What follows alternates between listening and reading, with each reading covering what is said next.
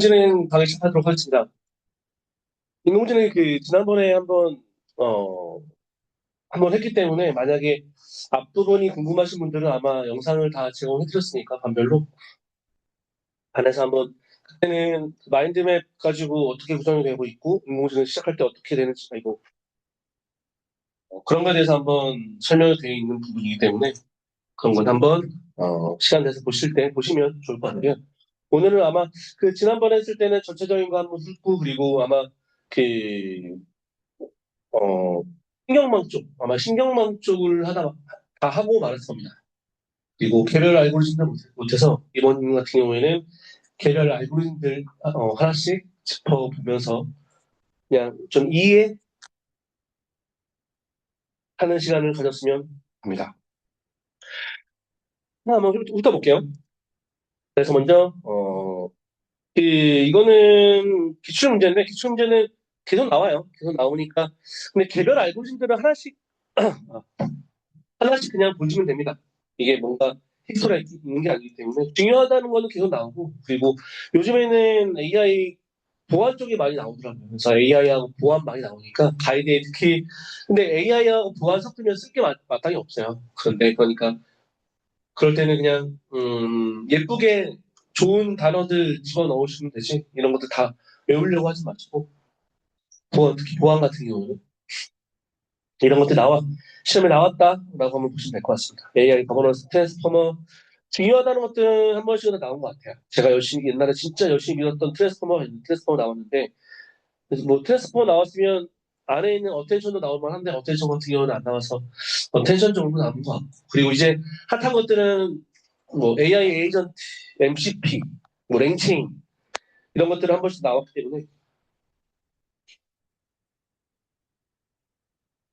이거 마인드맵은 앞에 제가 한번 클릭이 있기 때문에 이건 한번 클릭해 보시고 너무 보시면 될 것 같아요. 그래서 오늘은 흔히 지금 이 부분부터 시작할 겁니다. 알고리즘 지도학습, 비지도학습, 그리고 준지도학습, 강화학습이 있고 알고리즘들 그 지도학습에는 어떤 지도학습이 있고 그 지도학습은 분류하고 회귀로 분류가 되는데 각각 어떤 알고리즘들이 등장하고 있는지 그리고 또는 비교학습 같은 경우에는 군집, 차원 축소, 강화학습 이런 알고리즘들을 세부적으로 알아보도록 하겠습니다.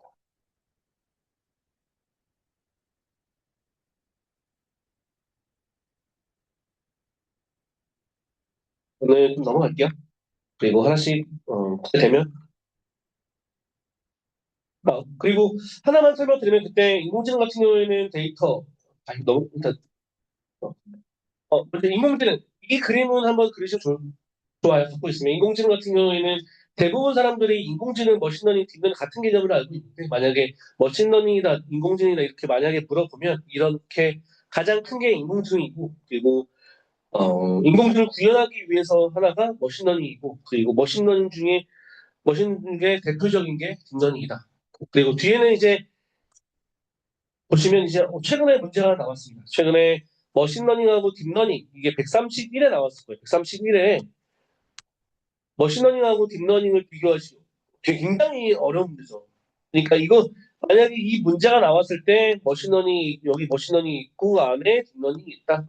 이런 그림 하나 그리면 사람들이 그렇게 이해할 수 있겠죠. 그런데 이제 우리는 표에다 채워 넣어야 되기 때문에 표에는 어떤 내용을 집어넣으면 좋냐. 사실 그 밥에 그 나물이기 때문에 쓰기가 굉장히 어려워요. 근데 제가 판단하기에 딥러닝 쪽에서는 그 신경망 쪽, 머신러닝은 이제 신경망 쪽을 많이 쓰지 않기 때문에 딥러닝에 신경망 관련된 키워드를 넣으면 어떨까 저는 그런 생각 많았습니다. 그래서 여기에는 뭐 명시적 규칙이나 지식적은 없이 이런 것들은 머신러닝하고 딥러닝 모두의 공통점이기 때문에 사실 그냥 그런데 여기에 딥러닝 같은 경우에는 인공신경망 그래서 인공신경망에 들어가는 활성함수, 비용함수, 그레디언트 센티, 퍼셉트론, 백프로파게이션 이런 것들을 구성 요소에 넣고 그리고 실제 이런 알고리즘들을 우리가 지금 이제 배울 지도학습 같은 경우는 SVM, 무사교청 트리, 그리고 선형 회귀 분석 이런 것들을 쓰고 그리고 딥러닝에는 RNN, CNN 조금 고급진 알고리즘들 넣으면 좀 얘가 명확하게 차이가 날 것 같습니다. 그래서 어쨌든 신경망이라는 것들을 뒷덩이에 넣자. 이게 문제가 131에 한번 나와서 한번 짚고 넘어가면 좋을 것 같습니다. 네, 첫 번째는 이제 머신러닝 중에서 머신러닝은 보통 이제 머신러닝 기계학습이죠, 기계학습. 기계학습 중에서 지도학습과 비지도학습, 준지도학습. 기계학습은 입력값과 결과값을 함께 준다. 뭐 뒤에 설명드렸지만 고양이 사진을 주고서 이게 고양이인지 아닌지 맞추는 게 지도학습이고, 그리고 얘는 분류하고 회귀로 나뉘죠. 회귀.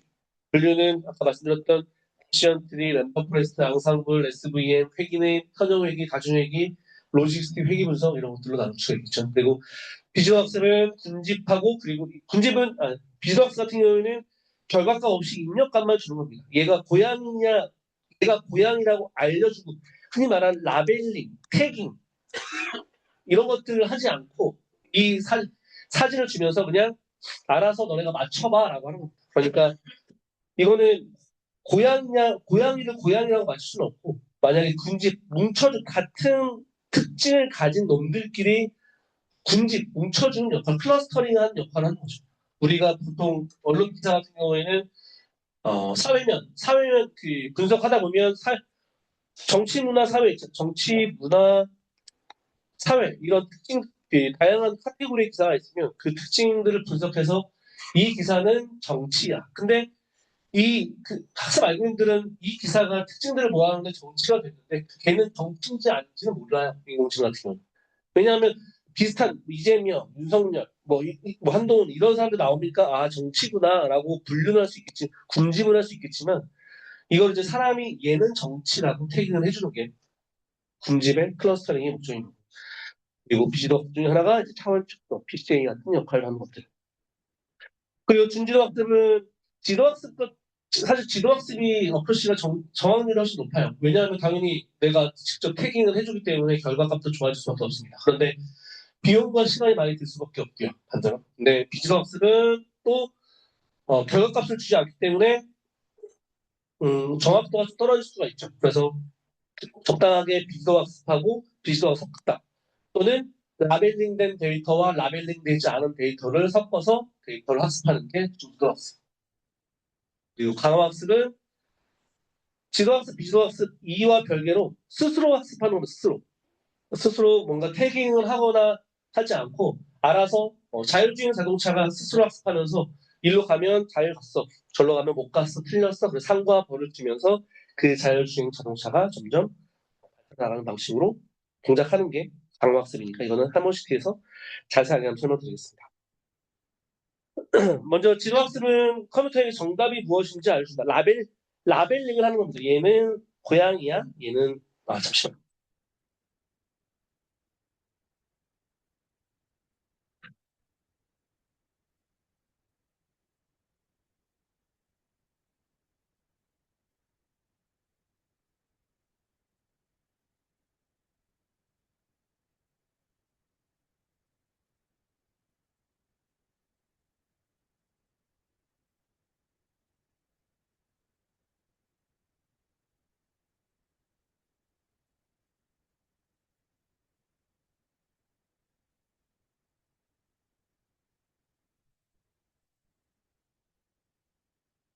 라벨링이라는 특징이 있습니다. 여기 대표적으로는 분류 그리고 회귀. 저희 여기 보시면 어떤 데이터에 대해 두 가지로 분류하시오. 이거는 스팸이냐 아니냐. 예 아니요.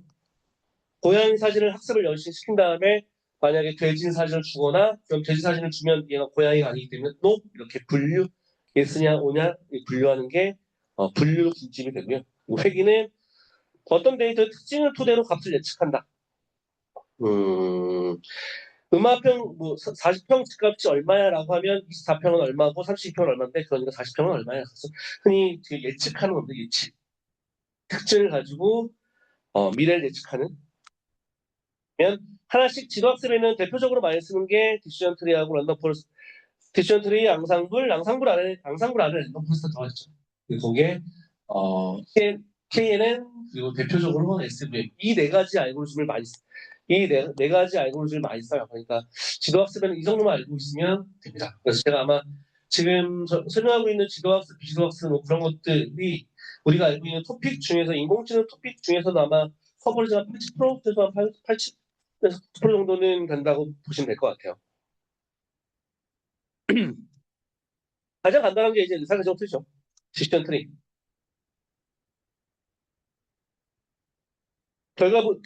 이런 그림을 하나 그려주시고 정의를 한번 보시면 데이터들이 가진 속성들을부터 패턴을 파악해서 분류한다. 패턴을 파악해서 분류한다. 시각적으로 보기 쉬운 형태의 직관으로 나타나는 것이 장점이다. 이게 가장 이제 의사결정 디시전 트리가 문제 굉장히 많아요. 진짜 한 세네 번 나온 것 같습니다. 그리고 디시전 트리뿐만 아니라 그 안에 있는 진위 계수와 엔트로피 같은 내용들도 많이 나왔고요. 그러니까 근데 가장 중요한 거는 여기서 이제 우리가 이제 분기를 해야 되잖아요. 지금 여기서 청소년, 일반인, 대학생 이렇게 구분하는 분류라고 했으니까 내가 어떤 데이터를 주고서 얘가 청소년이냐 일반인이냐 대학생을 맞추고 20개 하듯이 하나씩 질문하는 알고리즘을 만들고 싶어요. 그런데 여기서 가장 중요한 거는 이 중간에 질문 성인인가 또는 학생인가 이 질문하는 게 여기 분기라고 하는데 이 분기를 어떻게 질문하냐에 따라서 트리가 하나이냐 두 개이냐 세 개이냐에 따라서 그렇게 나눌 수가 있습니다. 그러니까 우리가 트리가 나 트리가 길면 길수록 더 성능이 더 오래 걸려요. 왜냐면 학습하는 시간이 오래 걸리기 때문에 이것도 이제 나중 그 안에 하이퍼 파라미터로 설정할 수도 있긴 하지만 보통 트리 개수가 적으면 좀 더 성능이 좀 더 좋아지겠죠, 당연히. 그렇게 하려면 성인이냐 또는 학생이냐 이런 분기 질문들을 잘해야 돼요. 이걸 분기라고 하는데 만약 반대로 여기 위에 성인인가 여기 위에를 이 질문을 또 바꿨다. 바꾸면 또 내용도 달라질 수 있어요. 학생인가 먼저 물어보고 성인인가를 물어보면 실제 청소년과 일반인과 대학생은 구분을 할 수가 없을 수도 있어요. 그렇기 때문에 얼마만큼 질문을 잘 해야지 청소년이랑 일반인이랑 대학생 구분을 잘 할 수 있기 때문에 이런 것들을 분기를 잘 할 수 있게끔 만드는 게 이제 측정 지표인데 그럼 이제 측정 지표 이 분기를 만드는데 지표가 뭐가 있느냐 가장 첫 번째가 엔트로피 그리고 진위 계수 마지막 하나는 정보 이득 세 가지가 있는데 엔트로피나 진위 계수는 문제에도 한번 나왔듯이 요즘에는 사람들이 이제 수식까지 다 알고 있습니다. 수식 그래서 수식을 쓰지 않으면은 정답이 만약 부득점 받기는 어려울 것 같아요. 그리고 엔트로피는 그냥 쉽게 말해서 무질서한 정도를 숫자화한 값입니다. 무질서한 값을 숫자화한 값. 우리가 무질서하면 좋지 않죠. 무질서하면 복잡하잖아요. 무질서하지 않고 좀 심플해야지 좋잖아요. 흔히 말해서 여기도 검은 거 만약에 이렇게 있을 때 복잡하면 분기가 정확하게 내가 청소년이나 일반인냐를 분류하기가 좀 애매할 수 있어요. 그러니까 여기에는 엔트로피 값이 0, 무질서도가 낮으면 낮을수록 그 의사결정 틀이 질문을 잘한 거기 때문에 좋은 거다. 사용하는 게 ID3라는 알고리즘을 사용하는 거였어요. 여기서는 엔트로피는 ID3랑 그리고 수식. 뭐 사실 개념 뭐 사실 이해할 수 없는데 엔트로피는 ID3랑 수식을 외워야 되고요. 그리고 엔트로피랑 비슷해요. 엔트로피 비슷하게 진위계수가 있습니다. 진위계수라는 것도 이거는 무작위로 하나를 뽑았을 때 틀릴 확률입니다. 이것도 뭐 개념이 조금 어려운데 만약에 상자가 있어요. 동그라미 X 이렇게 있습니다. 그런데 무작위로 하나를 뽑았을 때 틀릴 확률. 만약에 내가 뭐 뽑았어요. 상자에서 하나를 뽑았습니다. 상자에서 하나를 뽑았어요. 그러면 동그라미만 나와요. 동그라미 나와. 내가 동그라미 채는 동그라미로 나와.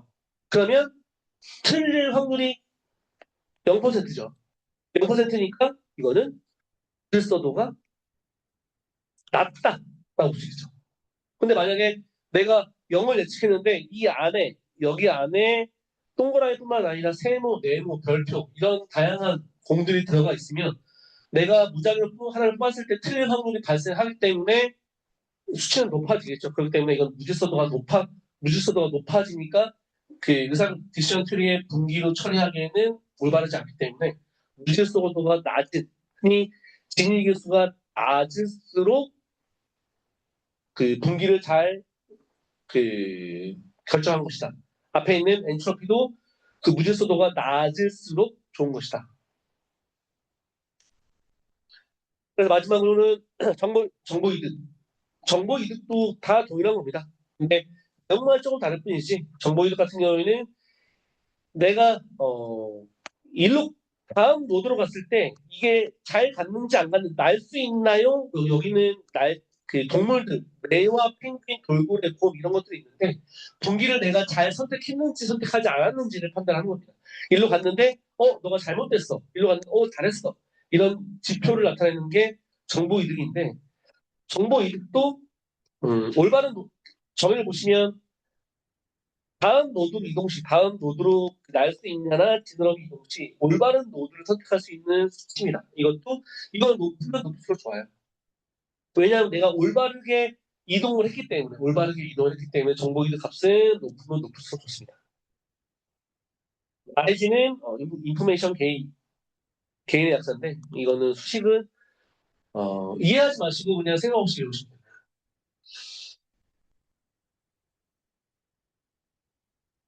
그리고 의사결정 트리 절차. 가장 중요한 거는 의사결정치는 오버피팅이라는 것들이 발생을 합니다. 처음에 말씀드렸듯이 의사결정 트리 같은 경우는 트리가 깊어지면 깊어질수록 좋은 게 아니라 흔히 만약 우리가 그 트리가 깊어지면 깊어질수록 하나의 값으로 몰아지는 몰빵되는 경우가 많기 때문에 이거는 그래서 오버피팅이 발생한다. 그래서 흔히 말하는 가지치기라는 걸 합니다. 흔히 말하는 프루닝, 프루닝을 하고 그리고 신경망에서도 오버피팅이 많이 발생을 하는데 신경망에서는 의사결정 트리에서는 가지치기라는 용어를 사용하지만 신경망에서는 가지치기와 용도가 비슷한 용어를 뭐라고 하죠? 플라바우트라고 하죠. 플라바우트 통해서 그 랜덤으로 선을 끊어줘서 얘가 특정한 값으로 못 가게끔 만드는 역할을 합니다. 네, 절차는 여기 가지치기가 제일 중요해요. 프로닝이라는 내용을 좀 써주시고 먼저 의사결정 나무를 결정했으면 이게 질문을 잘 했는지 안 했는지 불순도를 확인합니다. 어쨌든 엔트로피나 무질서도 그리고 진위계수 그런 것들을 통해서 불순도를 확인한 다음에 이걸 가지고 계산하면 트리가 깊어지면 깊어질수록 오버피팅이 발생해서 가지치기를 가지치기를 진행하고 그다음 이게 다시 실제 잘 맞는지 안 맞는지 이게 실제 청소년 성인 학생으로 잘 구분할 수 있는지 아닌지를 다시 판단한 다음에 이게 틀리면 다시 가지치기하고 다시 불순도를 계산해서 결과적으로는 실제 잘 예측을 할 수 있게끔 만든다라고 하는 거니까 중간에 가지치기라는 내용만 잘 넣으시면 됩니다.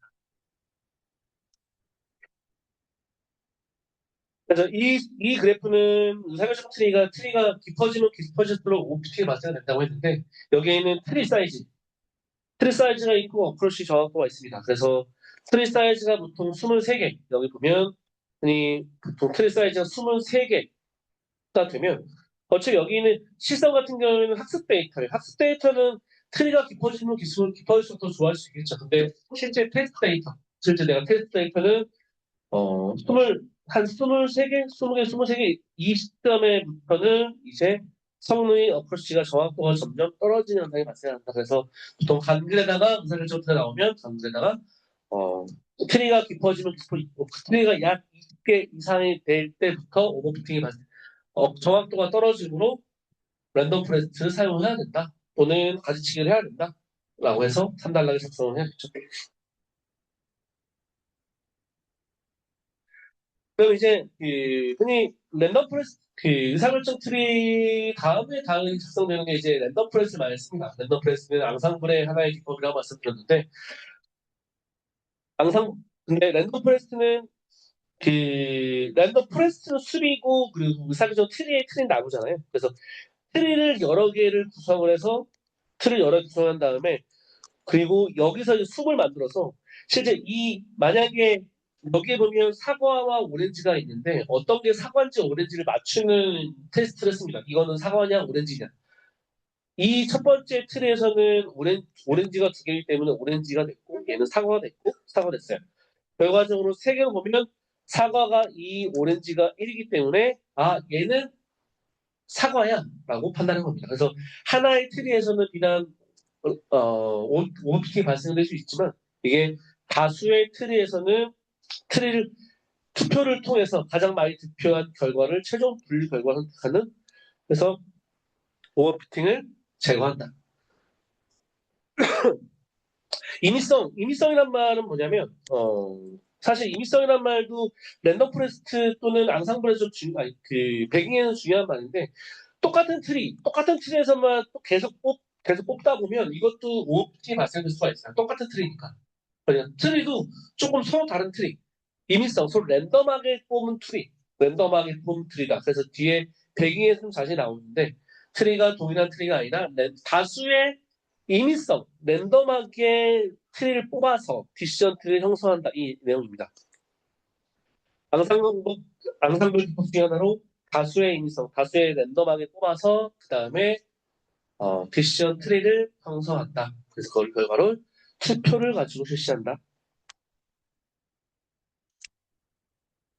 그 다음에는 이제 랜덤 포레스트는 이 트리를 다수의 랜덤 그 딕션 트리로 오버핏을 받는 되어 있는데 다른 것들 특히나 앙상블에 나오는 백인이나 부스팅 같은 경우에는 키워드를 쓸 게 많이 없어요. 쓸 게 많이 없기 때문에 그래서 보통 랜덤 포레스트 나올 때는 랜덤 포레스트에 들어가는 하이퍼 파라미터를 많이 씁니다. 하이퍼 파라미터. 실제 랜덤 포레스트 구성하는 그 안에 있는 의사결정 트리가 몇 개 있는지 이것도 실제 하이퍼 파라미터로 직접 넣어주거든요. 근데 이제 만약에 그 의사결정 트리 개수가 많아지면 많아질수록 성능이 또 오래 걸릴 수밖에 없고 성능은 높아질 수 있겠죠. 근데 그 학습하는 시간이 오래 걸리기 때문에 그것들은 속도가 너무 오래 걸리면 나중에 야 이거 속도가 이렇게 성능이 이렇게 나와서 쓰겠니? 라고 해서 다시 그러면 튜닝 좀 해봐 라고 하면서 속도도 이거 좀 줄어들겠죠. 점점 최적화할 수 있도록. 그래서 여기는 특징을 몇 개 넣는지, 트리 깊이, 그리고 샘플링, 부트스트랩 이런 것들을 몇 개 할 건지 이것들은 랜덤 포레스트를 구성하는 하이퍼 파라미터 때문에 한번 봐두시면 좋을 것 같습니다. 쓸 게 많이 없어요. 랜덤 포레스트. 그러니까 이것들을 작성해 주시면 되고요. 트림은 아까 이렇게 트리를 디시전 트리를 여러 개 써서 투표를 통해서 의사결정을 합니다. 네, 다음은 앙상블인데요. 아까 앙상블의 대표적으로 배깅하고 부스팅이 있는데 개념을 한번 보시면 다양한 학습 알고리즘들을 결합하여 성능을 향상시킨다. 여러 개의 알고리즘 여기에는 회귀 분석 그리고 회귀 분 회귀 분석 트리 리그레이션 그리고 SVM 이런 것들을 통해서 여러 개의 알고리즘을 통해서 하면 좀 더 성능이 나아지지 않을까? 그런 개념이 앙상블입니다. 사실 앙상블이 그 프랑스어로 함께 동시에라는 뜻이에요. 함께 동시에. 그래서 흔히 앙상블이 그 하모니 그 오케스트라에서 하나의 피아노가 예쁠 수 있지만 피아노와 기타와 다른 악기들이 함께 어울리면 좀 더 좋은 연주가 된다라고 해서 앙상블 이렇게 나온다고 합니다. 그 대표적인 게 베깅이고 베깅은 영어를 보면 그 부트 스트랩과 어그리게이팅의 줄임말입니다. 베깅. 네, 부트 스트랩이 뭐냐면 전체 집합에서 무작위 보관 추출한다. 아까 전에 말씀드렸죠. 랜덤 포레스트가 트리를 그 임의성이라고 했죠. 임의성. 그래서 랜덤으로 무작위로 추출해서 만드는 행위. 그리고 보통 어그리게이팅은 쉽게 한다라고 하는 건데 여기서 이제 이것들 종합해 보면 정의가 나옵니다. 저희 보면 부트스트래핑 이렇게 랜덤으로 데이터를 뽑은 다음 데이터셋에서 무작위를 추출한 다음에 그 다음에 모델을 생성하고 그리고 이러한 모델을 다수 생성해서 이들의 출력값을 어그리게이팅한다. 투표한다는 거죠. 합해서 투표한다는 겁니다. 하나 여기 이게 SVM 될 수도 있고 다양한 알고리즘이 될 수 있어요. 그런데 아까 있던 그 랜덤 포레스트는 여기에 의사결정들이 디시전 트리가 있고, 그리고 여기서 이제 결과, 투표로 아까 사과가 나왔죠. 그래서 대표적으로 배깅에서 사용하는 알고리즘이 랜덤 포레스트입니다. 그러니까 다른 게 아니에요. 랜덤 포레스트가 있고, 배깅이 있고, 부스팅이 있고, 그렇게 구분되는 게 아니라, 랜덤 포레스트 안에, 아니, 배깅 안에 랜덤 포레스트가 들어있는 거고, 또는 부스팅 안에 여기 있는 뭐 XG 부스팅이 들어있는 거고, 이렇게. 부스팅은 좀 달라요. 부스팅은 개념이, 한번 부스트의 뜻은 끌어올리다입니다. 끌어올리다, 강화하다라는 뜻이에요. 강화하다. 그러니까 약한 학습기, 잘못된 데이터, 학습을 했는데 우리가 정확하게 학습이 안 된 데이터들이 좀 있을 거예요. 그래서 그런 데이터들을 성능을 좀 더 끌어올려서 만드는 게 부스팅 알고리즘인데요. 정의를 보시면 부스팅은 이전 모델이 틀린 데이터에 더 집중해서, 잘못된 데이터에 더 집중해서, 또는 약한 모델에 더 집중해서, 그래서 여러 개 약한 모델을 순차적으로 학습하여 하나의 강한 모델을 만드는 랑상블의 기법이다. 여러 개의 잘못된 모델들을 수정해서 최적의 강한 모델을 만든다. 여기서 네, 보시면 먼저 약한 모델을 학습한다. 단순한 모델, 어떻게 보면 조금 트리가 얕은 결정 트리 학습한 다음에 여기서 틀린 데이터를 강조한다. 이 부분은 오답에 좀 더 가중치를 증가해서 그 데이터를 좀 더 학습을 시키는 거죠. 어? 그러면 다음 모델이 보완돼서 더 중요하고 더 성능이 좋은 모델이 나올 수 있다. 그래서 결론적으로는 약한 모델을 학습해서 더 강한 모델을 만드는. 그래서 그리면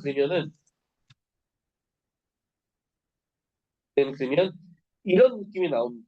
여기에 있으면 잘못된 거를 다시 끌어다가 다시 오고, 여기는 가중치를 업데이트하는 거죠. 여기서 잘못된 부분을 다시 반복해서, 그럼 결과적으로는 좋은 분류 모델이 나온다는 게 부스팅이고, 그리고 여기에 대표적으로 나오는 게 여기는 XG 부스트, 아다 부스트, 그랜드 부스트, 이런 그 랜덤 프레스 같은 부스트 알고리즘들이 나옵니다.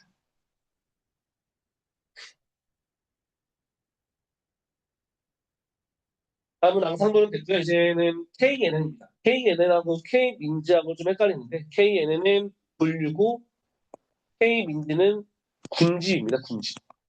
분류는 기존에 있는 데이터를 가지고 얘가 어디이고 얘가 어디인지를 분류하는 거예요. 예를 들어서 정의를 보면 새로운 입력값을 기존의 모든 노드와 거리를 측정해서 분류하는 알고리즘이다. 보시면 기존의 동그라미와 아, 이게 어떤 영화를 봤는데 그 영화를 가지고 내가 키스가 많으면 보통 로맨스가 될 거고, 그리고 픽이 많으면 액션이 되겠죠. 기존에 있는 데이터를 가지고 나는 어떤 데이터가 있는지 분류하고 싶어. 그래서 데이터를 분류했는데 키스가 많으면 로맨스고, 그리고 액션이 많으면 킥이 많으면 액션을 분류한다고 했습니다. 실제 이렇게 데이터가 있는데 이렇게 특정 중심점을 기준으로 해서 만약에 K 값이 3이 될 때까지 이제 만족을 시켜봐요. 원을 들어봤어요. 새로운 데이터가 들어왔는데, 기존에 들어와 있을 때, 이 데이터가 그러면 파란색은 액션이고, 빨간색은 로맨스라고 했을 때, 지금 액션이 두 개고, 로맨스가 하나잖아요. 여기. 로맨스 하잖아요. 그러면 이 별표는 파란색, 액션이 되는 겁니다. 이렇게 새로운 입력값을 기존의 모든 노드와 비교한 다음에 거리를 다 비교해서 이 노드가 어디와 더 가까운지, K가 3일 때 있고, 만약에 K 값이 다른 단계죠. 만약에 K 값이 하트가 만약에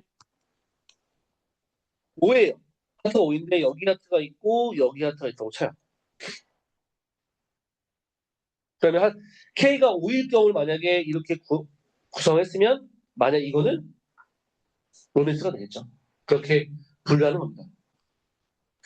여기 보시면 정의의 빈도수는 K고 그런데 K의 수는 홀수여야 되겠죠. 짝수가 되면은 얘가 로맨스인지 액션인지 구분할 수 없기 때문에 K 값은 무조건 홀수로 되어야 됩니다. 피곤하시죠? 다들 주무시고 계시는데 됩니다. 그래서 이거는 말씀드린 거리를 기반으로 한다고 했으니까 거리 기반으로 했으니까 그 거리는 여기 뒤에 있는 유클리드한 거리, 맨하튼 거리 그리고 코사인 유클리드 코사인 유사 실제 코사인 유사도를 많이 쓴다고 해요. 코사인 유사도를 제 현업에서 많이 쓴다고 합니다. 코사인 유사도를 코사인 같은 경우는 각도를 기반으로 하는 거죠. 각도 두 벡터 간의 각도를 측정했을 때 나오는 거고 얘는 유클리드한 거리 같은 경우에는 직선 거리 직선 거리고 그리고 여기는 맨하탄 거리 같은 경우는 주점 따라서 이동한 거리 뭐 이렇게 된다고 하더라고요. 그래서 이거는 기출에도 한번 나왔기 때문에 유클리드한 거리, 맨하탄 거리, 코사인 거리는 수식까지 한번 다 얘기를 대해 주시면 좋을 것 같아요. 또 인공지능은 사실 채점할 게 수식이 들어가면 포인트 확 올라가요. 어쩔 수 없으니까 수식까지 다 암기를 해주시면 좋을 것 같습니다. 다음은 SVM 알고리즘. SVM도 대표적인 지도학습 중 하나고, 그리고 지도학습 분류 중에 기출 중에 가장 많이 나오는 게 디시전 트리하고 SVM이에요. 지겹게 나오는 지겹게. 그래서 SVM은 데이터를 분류하기 위해 두 개의 클래스로 나누어 마진을 최대로 하는 결정 질서를 찾는 알고리즘이다. 마진을 최대로 하는 결정 질서. 우리 뭐 이제 대부분 다 이제 이해하니까. 근데 이런 파란색 데이터와 빨간색 데이터가 있을 때 어떻게 만약에 선을 그은 다음에 새로 입력된 값들이 빨간 것과 파란 것으로 나눠지는 겁니다. 근데 선을 그럼 잘 그어야겠죠. 예를 들어서 빨간색 일로 들어왔어요. 그런데 빨간색 일로 들어왔어요. 일로 들어왔는데 선이 만약에 이렇게 거져 있다고 봐요. 그러면 실제 얘는 새로운 점 네모가 들어왔는데 음, 네모가 들어와 있는데 여기 있는 빨간색이 돼야 되는데 선을 잘못 그으니까 얘는 파란색으로 돼버렸죠. 그렇기 때문에 여기 있는 선을 잘 그어야 돼요. 이걸 흔히 말하는 결정 직선이라고 합니다. 결정 직선이라고 하는데 결정을 잘 그어야 된다. 그럼 어떻게 잘 그어야 되냐?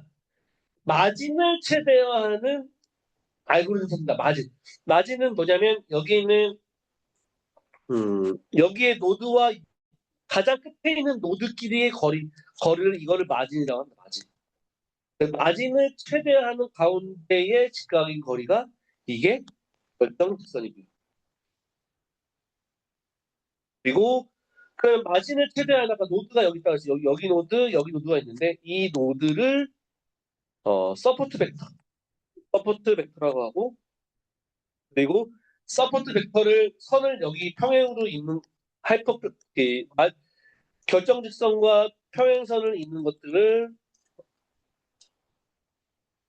하이퍼플레인, 하이퍼플레인이라고 합니다.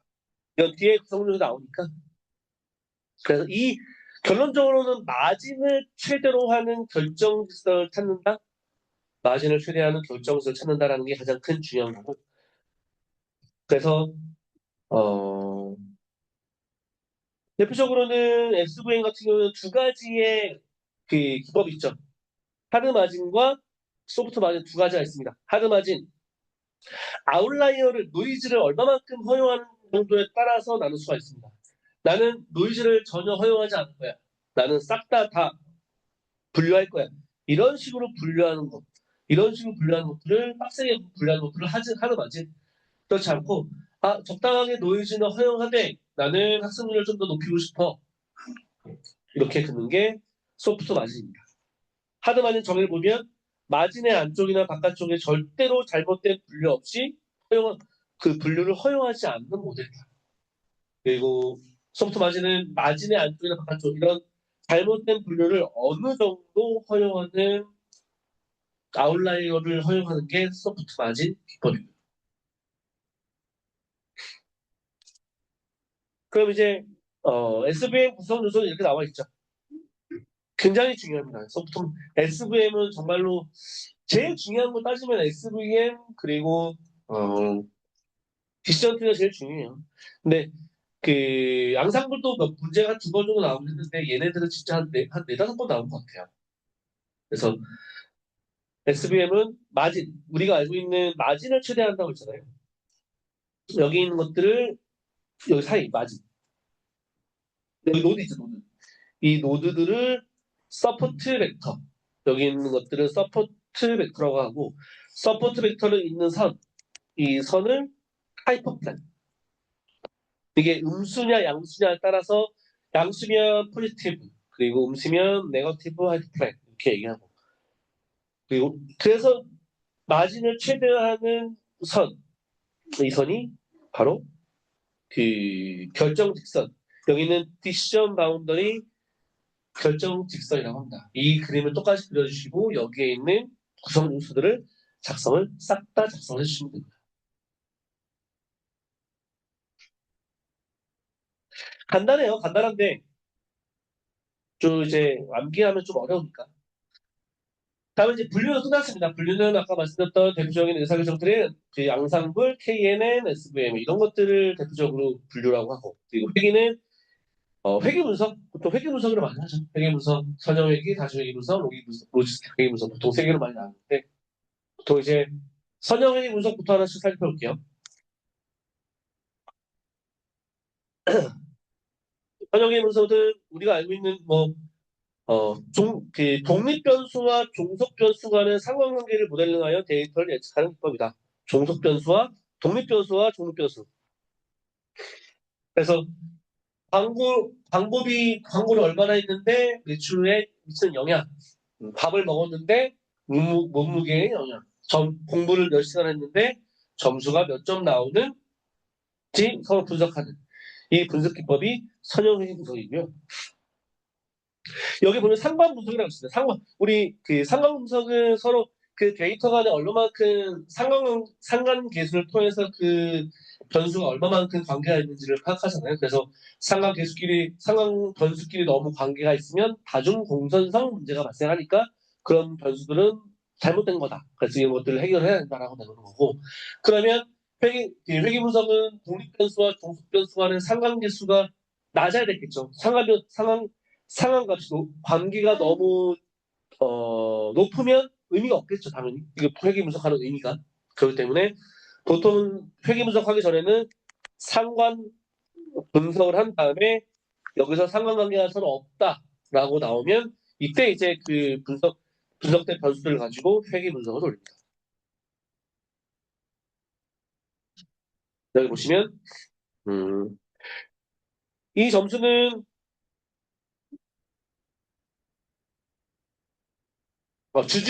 총 학습 시간에 따른 학생들의 성적 시간입니다. 이거는 공부를 몇 시간 했을 때 점수를 나타내는 표인 것 같아요. 그래서 3시간 했을 때는 35점, 뭐 4시간 했을 때 50점, 이렇게. 그러면 내가, 만약에 예측하지 않은데, 딱 이렇게 이렇게 예측했으면 만약에 10시간 공부했으면 얼마일까? 이렇게 예측을 하는 겁니다. 이렇게. 그러면 어떤 방정식이 만들어지겠죠. 방정식이 있으니까 수식이 있기 때문에 우리는 이 수식에 따라서 이렇게 예측을 했기 때문에 나는 만약에 10시간 하면 얼마가 나올 것이야라고 예측을 할 수 있는 거잖아요. 그래서 우리 흔히 말하는 y는 ax 플러스 b라는 값을 가지고 예측을 하면 여기서 그러면 이게 x가 독립변수 그리고 y가 종속변수가 되겠죠. 보통 b는 결편이라고 하고 a는 회귀계수 또는 기울기, 결정계수 이렇게 얘기하는데 이 값에 따라서 만약에 나는 10이라고 예측했으면, 내가 만약 10시간이라고 예측했으면, 만약 80점이 나오면 땡큐죠. 만약에 내가 예측을 80점이라고 얘기했는데, 80점이라고 예측했는데, 만약에 실제 값이 80이라고 나왔어요. 그러면 잘 예측을 한 거겠죠. 우리가 선형회귀 분석을 하는 이유는 뭐냐면 이 회귀 방정식을 만들기 위해서 하는 겁니다. 값을 여러 개 넣은 다음에 내가 실제 이 값을 넣었을 때 어떻게 될 것인지 예측하는 내가 모델을 만든 거예요. 예측하는 모델. 이거를 이해하셔야 됩니다. 예를 들어서 이거는 내가 뭘 했을 때 어떤 모델, 어떤 몇 평이 나올 것이다. 값이 아파트가 몇 평이 나오고 그리고 점수가 몇 점이 나올 것이다. 회귀 방정식을 구하는 게 가장 큰 목표입니다.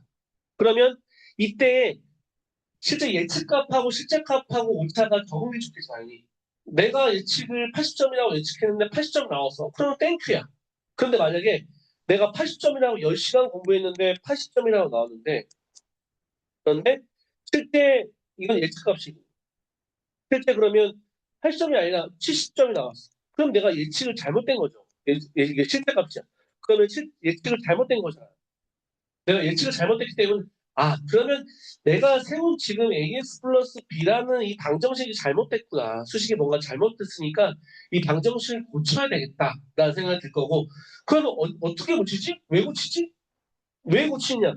실제값과 예측값 간의 차이가 있으니까 고치는 거죠. 만약에 실제값과 예측값 간의 차이가 없으면 고칠 필요가 없는 거고 만약에 차이가 많이 나면 많이 날수록 이게 방정식이 잘못됐으니까 방정식을 고치는 거고 이게 좀 이해가 되셔야 돼요. 그죠? 이게 되셔야 됩니다, 이게. 네.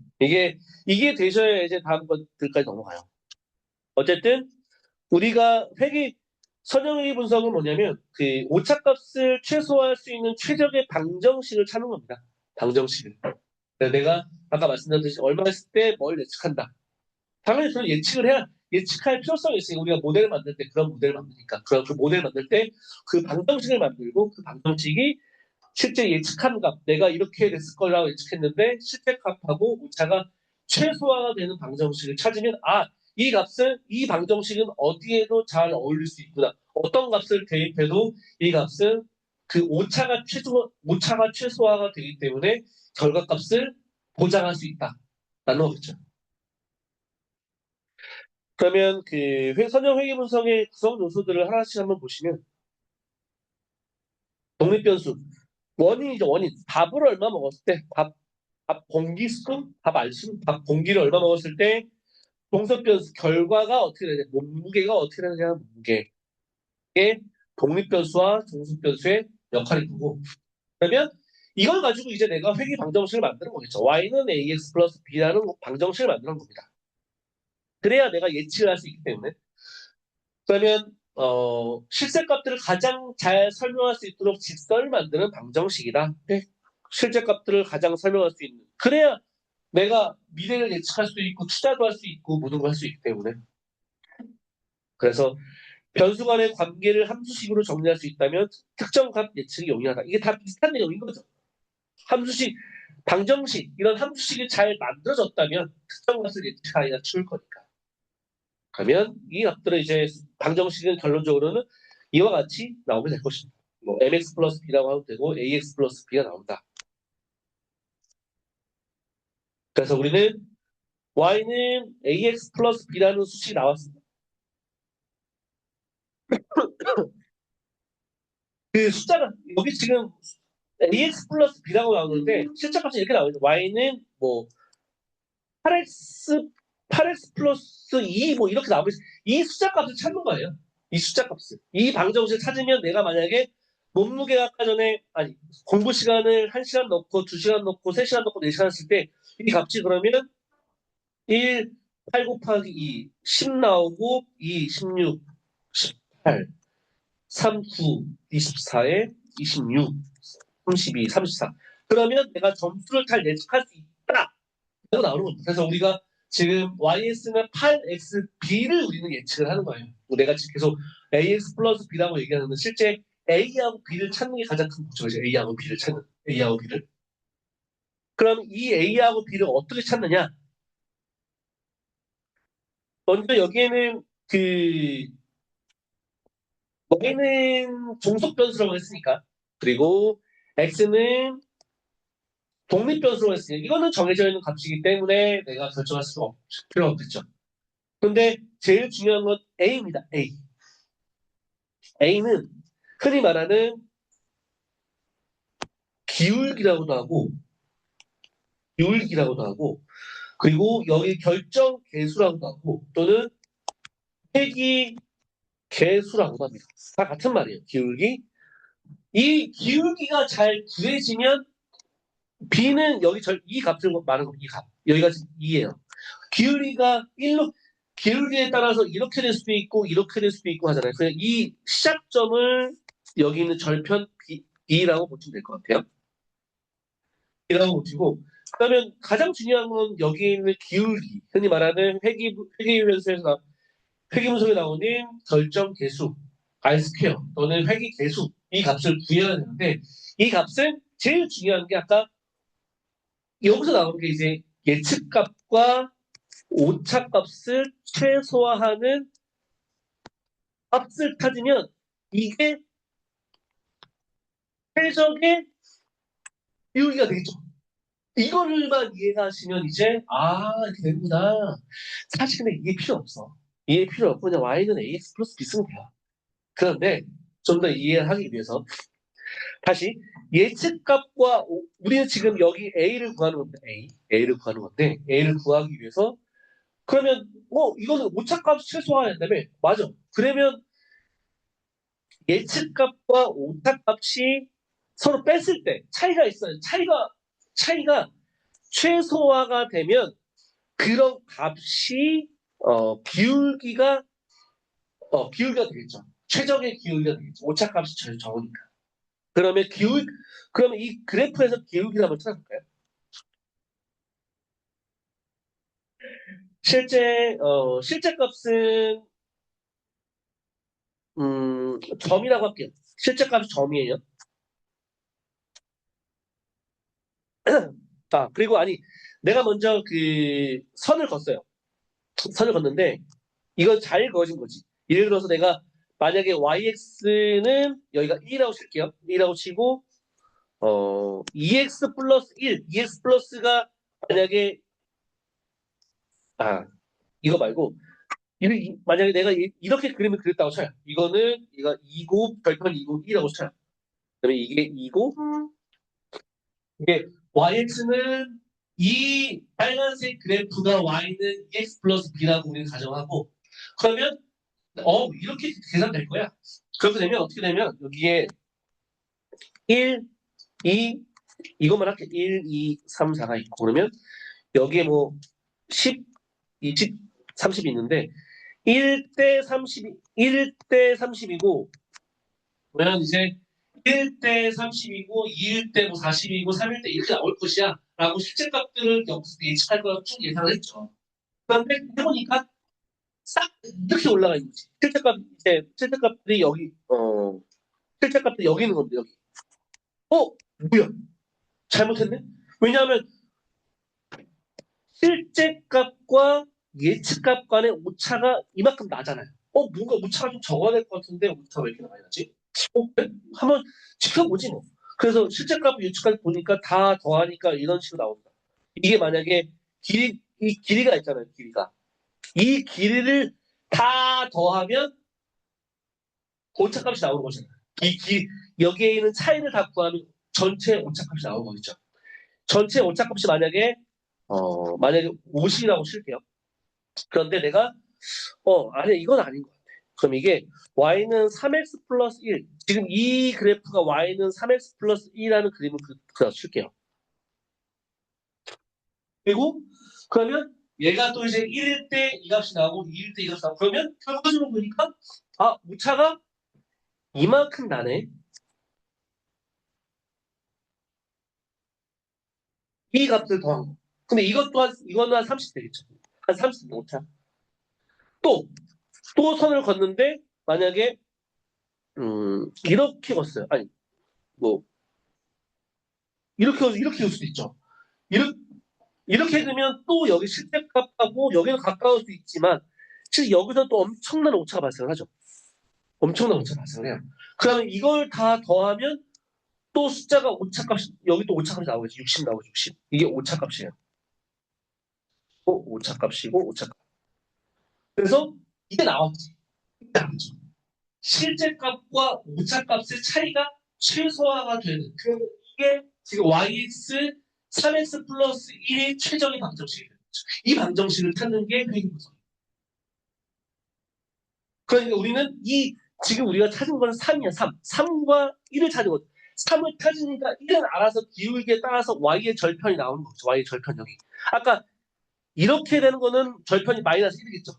마이너스 1, 마이너스 1 이렇게 음수가 될 텐데 우리는 여기서 이제 이렇게 그니까 이렇게 거니까 y가 예를 들어서 절편 1이 되는 거고 그러면 예측값과 오차값이 최소화가 되는 이 기울기를 지금 구한 거야. 이 기울기를 구한 거 값이 지금 3이 된 거고. 근데 이 3은 어떻게 구했냐? 이 3은 흔히 말하는 최소 자승법.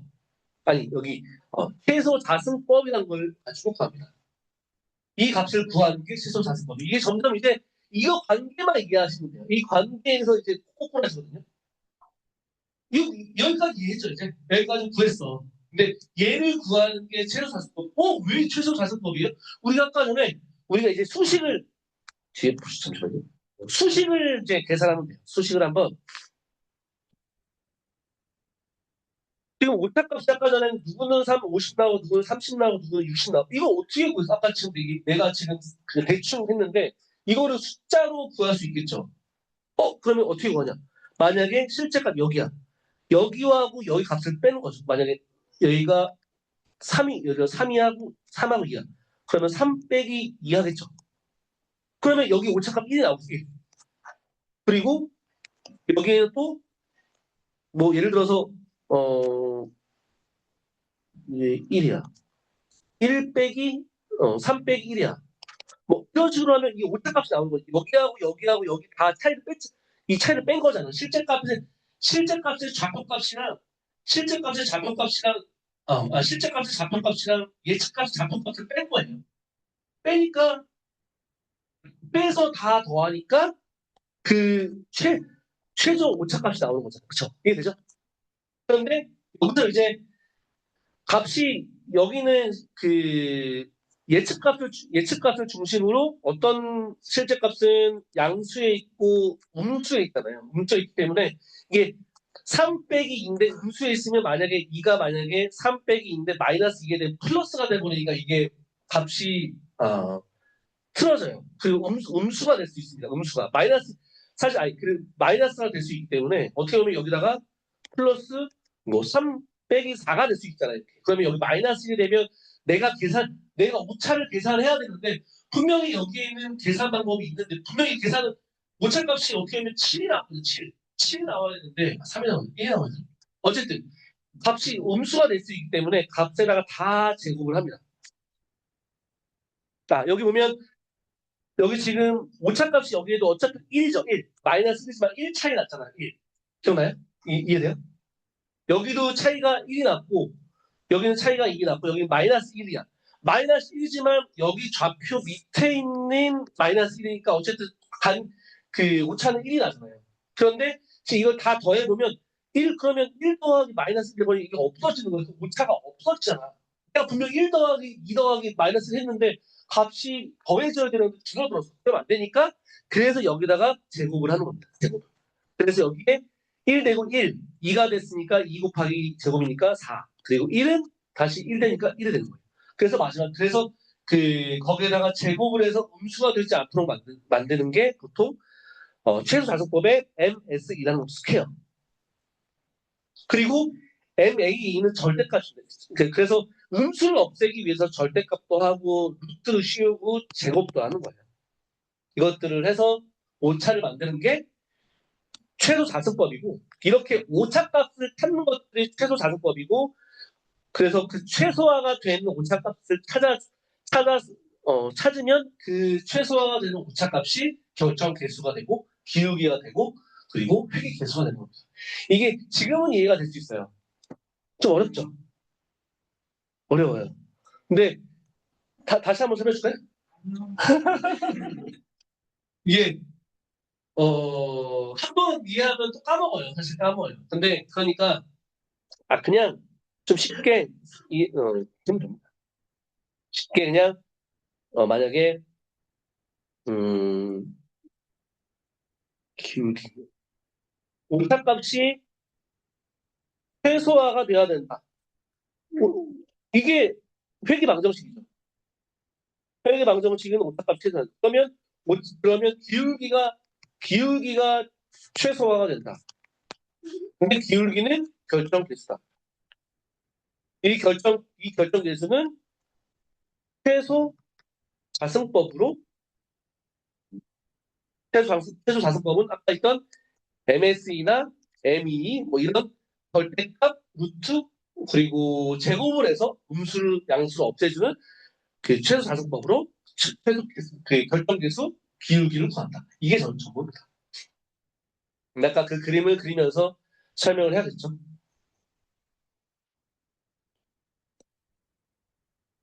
그래서 여기 보시면 구성요소, 구성요소에는 이제 음, 독립변수, 독립변수 그리고 종속변수가 있고 그리고 회귀계수 아까 했던 회귀계수, 결정계수, R 스퀘어 이게 다 같은 말이고요. 그 최소 자승법 아까 있던 최소값을 찾는 거, 최소값 이 최소값을 찾는 거, 이 최소값의 아니 이게 그 오차값의 최소값을 찾는 게 최소 자승법이고 이걸 최소 만들어낸 게 회귀 방정식. y는 ax 플러스 b 이게 칠때 y는 뭐 3x 플러스 1 이런 식으로 이런 방정식을 만들어준 겁니다. 이게 어려워요. 어려운데 이렇게 그냥 개념만 이해하시면 편할 것 같아요. 이렇게 설명할 데가 없어요. 이렇게 쉽게. 그리고 이제 다중 회귀 분석입니다. 다중 회귀 분석은 동네 변수가 하나일 수도 있지만 두 개 이상일 수도 있잖아요. 우리가 밥만 먹고 지만 제가 자꾸 비유하는 게 밥과 술을 같이 먹었을 때 몸무게. 그럴 수 있잖아요. 밥만 먹었을 때 몸무게와 밥과 소주를 먹었을 때 몸무게와 맥주를 먹었을 때 몸무게 궁금할 수 있잖아요. 그렇게 여러 개의 독립 변수들이 있을 때 사용하는 게 다중 회귀 분석이고 그럼 이제 여기서는 이제 설명드리지 않겠지만 이건 통계 쪽에서 설명하겠지만 다중 회귀 분석 변수들 간의 상관성이 있다라고 나오면 이거는 다중 공선성이라는 문제가 나오고 여기에 이걸 해결하기 위해서 리치, 라쏘 그리고 레귤레이션 정규화를 통해서 그들의 상관관계를 좀 적게 해주거나 하는 게 방법이 필요하겠죠. 그래서 이거는 다중회계 분석 이거는 문제 내기가 좀 어려워요. 다중회계 분석 개념 정도밖에 나올 수 없고 그래서 보통 다중회계 분석에서 나오는 거는 그 다중 공선성이라는 문제가 나오죠. 문제 내기 쉬우니까. 다음은 이제 로지스틱 회계 분석입니다. 마지막은 로지스틱 회계 분석인데, 네. 시간만. 좀 쉴까요? 네. 나 얼마 얘기도 안 했는데. 6도 들었어요? 좀 쉬겠습니다. 지금 38분이니까요. 한 3분만 쉴까요? 지금 38분, 50분까지 쉴게요.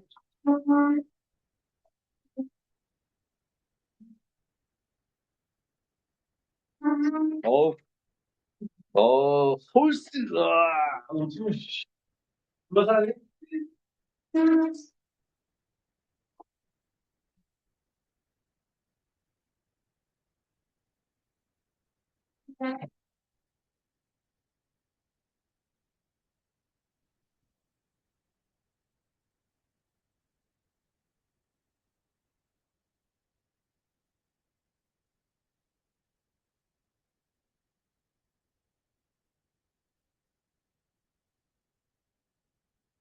그래, 이거.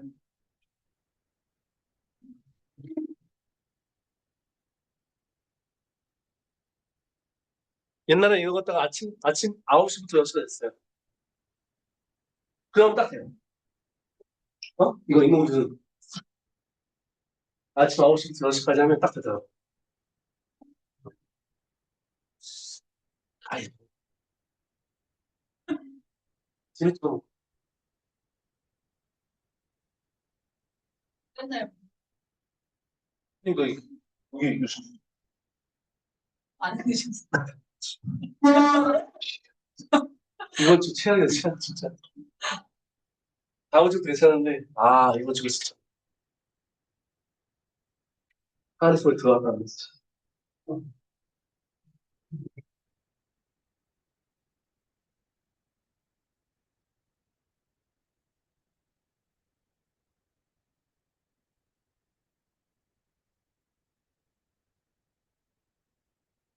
근데 공부할 때는 아예 안 먹었어요. 진짜. 공부할 때 안 먹고, 공부할 때 술 먹고 싶으면, 그, 맥주를 한 1시쯤에 집에 가면, 캔맥주 있잖아요. 캔맥주. 캔맥주를 두 캔을 원샷 하잖아요. 취해. 어, 그래서 사람 취해. 그리고, 그것도 날아가. 어차피 기억 안 나는데. 네, 일주일에 한 번 정도 이렇게 먹지.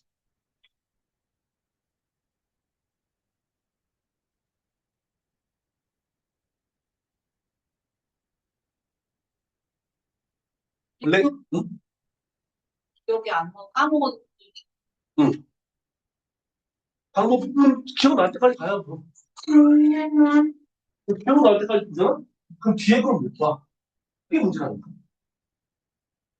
기억하다가 뭐가 좀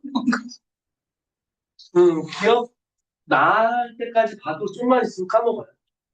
그러니까 계속 지워지는 것들을 지워지지 않게끔 좀 더 빨리빨리 보는 수밖에. 아니, 응. 하나도 안 했어. 말했잖아요. 가끔 난다. 내가 왜 그러냐면, 서브론트 그지만 가끔 기억나요. 가끔. 그냥 가끔 난다. 이게 근데 그거 위치는 기억나지 않아요? 서브론트 위치? 진짜 어렵다 하잖아. 뭐 위에 있고 뭐 아래에 있고 위치가 있어. 그걸 센터 없고. 한 번 더 보면 되지, 그게.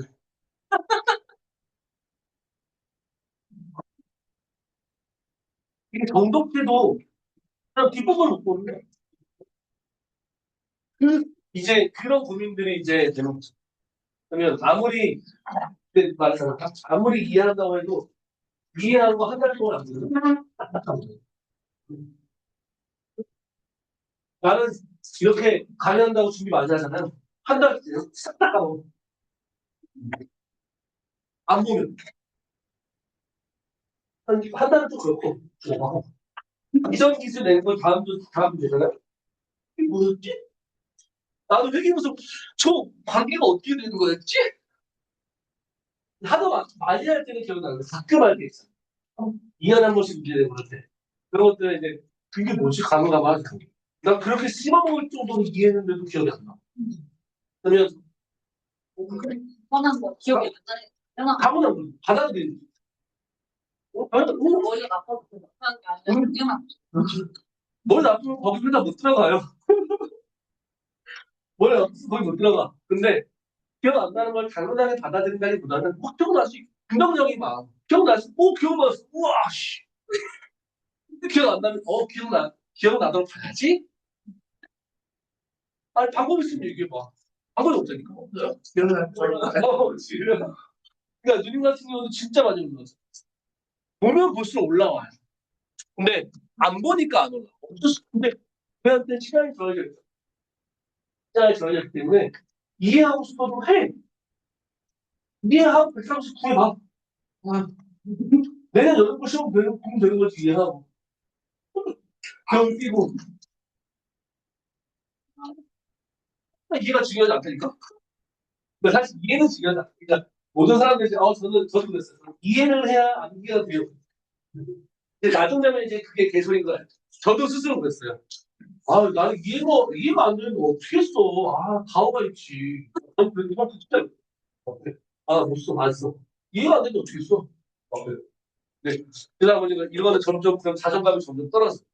모의고사 등수도 있고, 나의, 소셜 포지션도 있는데, 나의 자존감이 떨어지니까, 그때부터는 진짜 막 쓰게 되더라고. 점수를 맞아야 되는데. 근데, 서브노트는 보다 보면 기억나. 나는? 근데 마찬가지 해야 하는데, 안 나면 어떻게 하냐? 그래서 안 나면 어떻게 하냐? 어떤 분들 나오는데? 씨. 그거 말도 안 해. 안 해. 어. 근데 신기한 게 또 보고 또 보면 부음이 기억나. 얼마나 기분 좋은지. 아니 내가 오늘 도움이 기억났어요. 돈만 기억나고 내용이 기억나. 더 웃긴 건 뭐냐면 지금이 좀 기억나잖아? 이제 그럼 답안지를 다 못 쓰는 경우가 있어. 몸이 나더라. 왜냐하면 이거 뭐지? 아닌데? 옛날에는 소설에다 막 썼는데 내가 정이라도 이게 아닌 거 아닌 거야. 분명히 얘는 아니야. 그러니까 그때는 이제 또 못 써. 그러면 그 시점에서 이제 한 12페이지까지 소설을 썼다가 그때부터 이제 9문제를 썼어. 그거는 또 어떻게 극복하는 방법, 유의가 한 가지 방법이 있습니다. 또 봐야지. 또 말이세요. 오, 그렇지. 네. 연장. 4분 남았네. 이제 이해가 되죠? 명확해요, 이제. 근데 아까 말했잖아. 산이 있는데 조금 조금 이제 기억나면 답안지를 못 쓰는 상황까지. 그러면 또 이제 멘붕이죠. 이게 나랑 시험이 맞나 안 맞나? 이게 해도 되는 시험인가? 또 그 단계가 계속 오죠. 근데 그 단계를 이제 한 달, 두 달 정도 공부를 빡세게 하면 그때는 쭉 올라요. 근데 거기서 이제 꺾이는 경우, 거기서 이제 쭉 해요. 지지부진해지는 사람 되게 많고. 여기서 근데 한 방에 몰아쳐야 돼. 한 방에 한두 달 정도 키워드를 몰아치면 이제 아닌 게 아니라 내가 명확하게 아니진 않지만 다 쓸 수 있는 거지. 다 쓸 수 있는 게. 네, 음, 좀 말장난 같은데 계속 보시면 돼요. 근데 방법이 없으니까. 방법이 있으면 다른 방법을 알려주겠지. 근데 지금은 계속 말씀드리지만 아직 지금 뭐 아직 이 모습도 안 됐으니까. 지금은 그냥 진짜 검은 건 보시고 흰 건 종이다라고 하면 쭉쭉쭉 보시면 그리고 타이머 맞춰놓고 진짜 한 시간에 내가 어디까지 볼 것이다 명확하게 한 페이지가 어디까지 볼 것이다 명확하게 체크를 한 다음에 계속 다 봐야지 늘어져. 이제 그렇게 보려고 하니까 여기 자꾸만 눈이 가는. 음. 그래서 정말 얘를 그냥 키만 하는 걸 만드는 게 나은가. 그러니까 그 키만 빼서 그냥 다 지우고 그 밑을 지울 수 없으니까 그죠. 그럼, 그럼 지우면 내년 여름에 시험 봐요. 그럼 되지 지우면. 아니 뭐 만들려면 내년에 시험 보면 뭐, 그러면 이제 뭐 만드는 순간 손 내는 순간 내년에 시험 보면 돼. 알았어. 반팔 입고 나랑 같이 만나면 돼요. 유성숙도 가고, 뭐 방송하는 것도 가고, 반팔 입고 다시 나랑 만나면 되지. 아 진짜. 이거 그냥 하는 대로 하면 돼. 지금 여러분들이 이제 49일 날 여기서 이제, 아니, 뭘 하는 순간 뭔가 다시 만들고, 업데이트하고 쾌적하는 순간 이제 반팔 입고 다시 만나면 돼. 처음에는 정독을 했죠. 근데 지금 시간에는 정독하면, 맞잖아요. 정독하면, 지금부터 정독하면 서브노트 한 2번 볼걸? 2번 보냐, 일곱 번 보냐, 그 차이인데. 2번 보고 싶으면 2번 봐요. 그렇게 되면, 7번 봐야겠구나, 라고 생각했죠. 이게 그 속도마다 다른데 속도가 느리면 이게 주기가 길어지다 보니까 후반부께 계속 잊어지잖아. 그러면 순차적으로 해야 되는 이걸로 봐. 네, 순차적으로 하세요. 저도 많이 해봤어요. 저도 도메인을 섞어라. 시간 나이는 도메인을 섞어라. 뭐 졸면서 공부해라. 저도 유튜브 채널 많이 해봤는데, 싹 다 필요 없어. 순정. 뭐니 해도 순정이 제일 좋습니다. 스피닝하면 안 줘. 그냥 시킨 대로 쭉 그냥 보시면. 그리고 저는 속독이 안 돼요. 뭐 어쩌라고 그러면. 그거는 재능이지, 그 속독이 안 되는. 그렇죠. 최소 자승법 네. 비용 함수 그렇죠. 이게 신경망 쪽에서는 비용함수가 또 맞아요. 최소자산법에서 이게 똑같은 개념이에요. 똑같은 개념인데 그 데이터 분석 쪽에서는 회계 분석, 그 최소자산법이라 사용을 하고 그리고 그 신경망 쪽에서는 아까 말씀하신 그 비용함수, 코스트 펑션, 로스 펑션 이게로 같이 사용하죠. 오, 헷갈릴까 봐 일부러 얘기 안 했는데. 아, 맞습니다. 같은 내용. 있나요?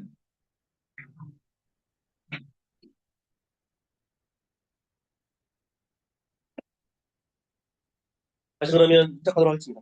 어,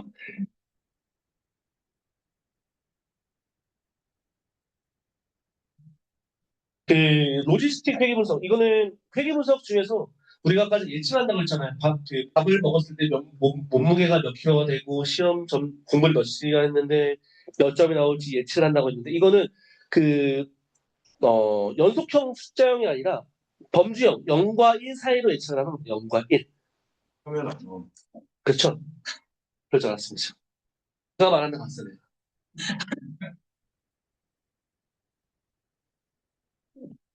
로지스틱 회계에서 정의를 보면 어떤 범주에 속할 확률을 0에서 1 사이 값으로 예측하는 겁니다. 아까 전에 우리가 했던 숫자로 예측하는 게 아니라 만약에 우리 뭐 사람 이게 스팸이냐 아니냐 죽었냐 살았냐 보통 그런 걸 많이 합격이냐 불합격이냐 이런 걸로 확률을 0에서 1 사이로 예측하는 것들을 보통 그 로지스틱 회계 분석을 합니다. 그래서 이거는 이런 그림을 그려야 돼요. 이런 그림 그리고 시그모이드 하나 그리고 이게 시그모이드 수식이거든요. 시그모이드 수식인데 시그모이드 수식 하나 넣어주시고요.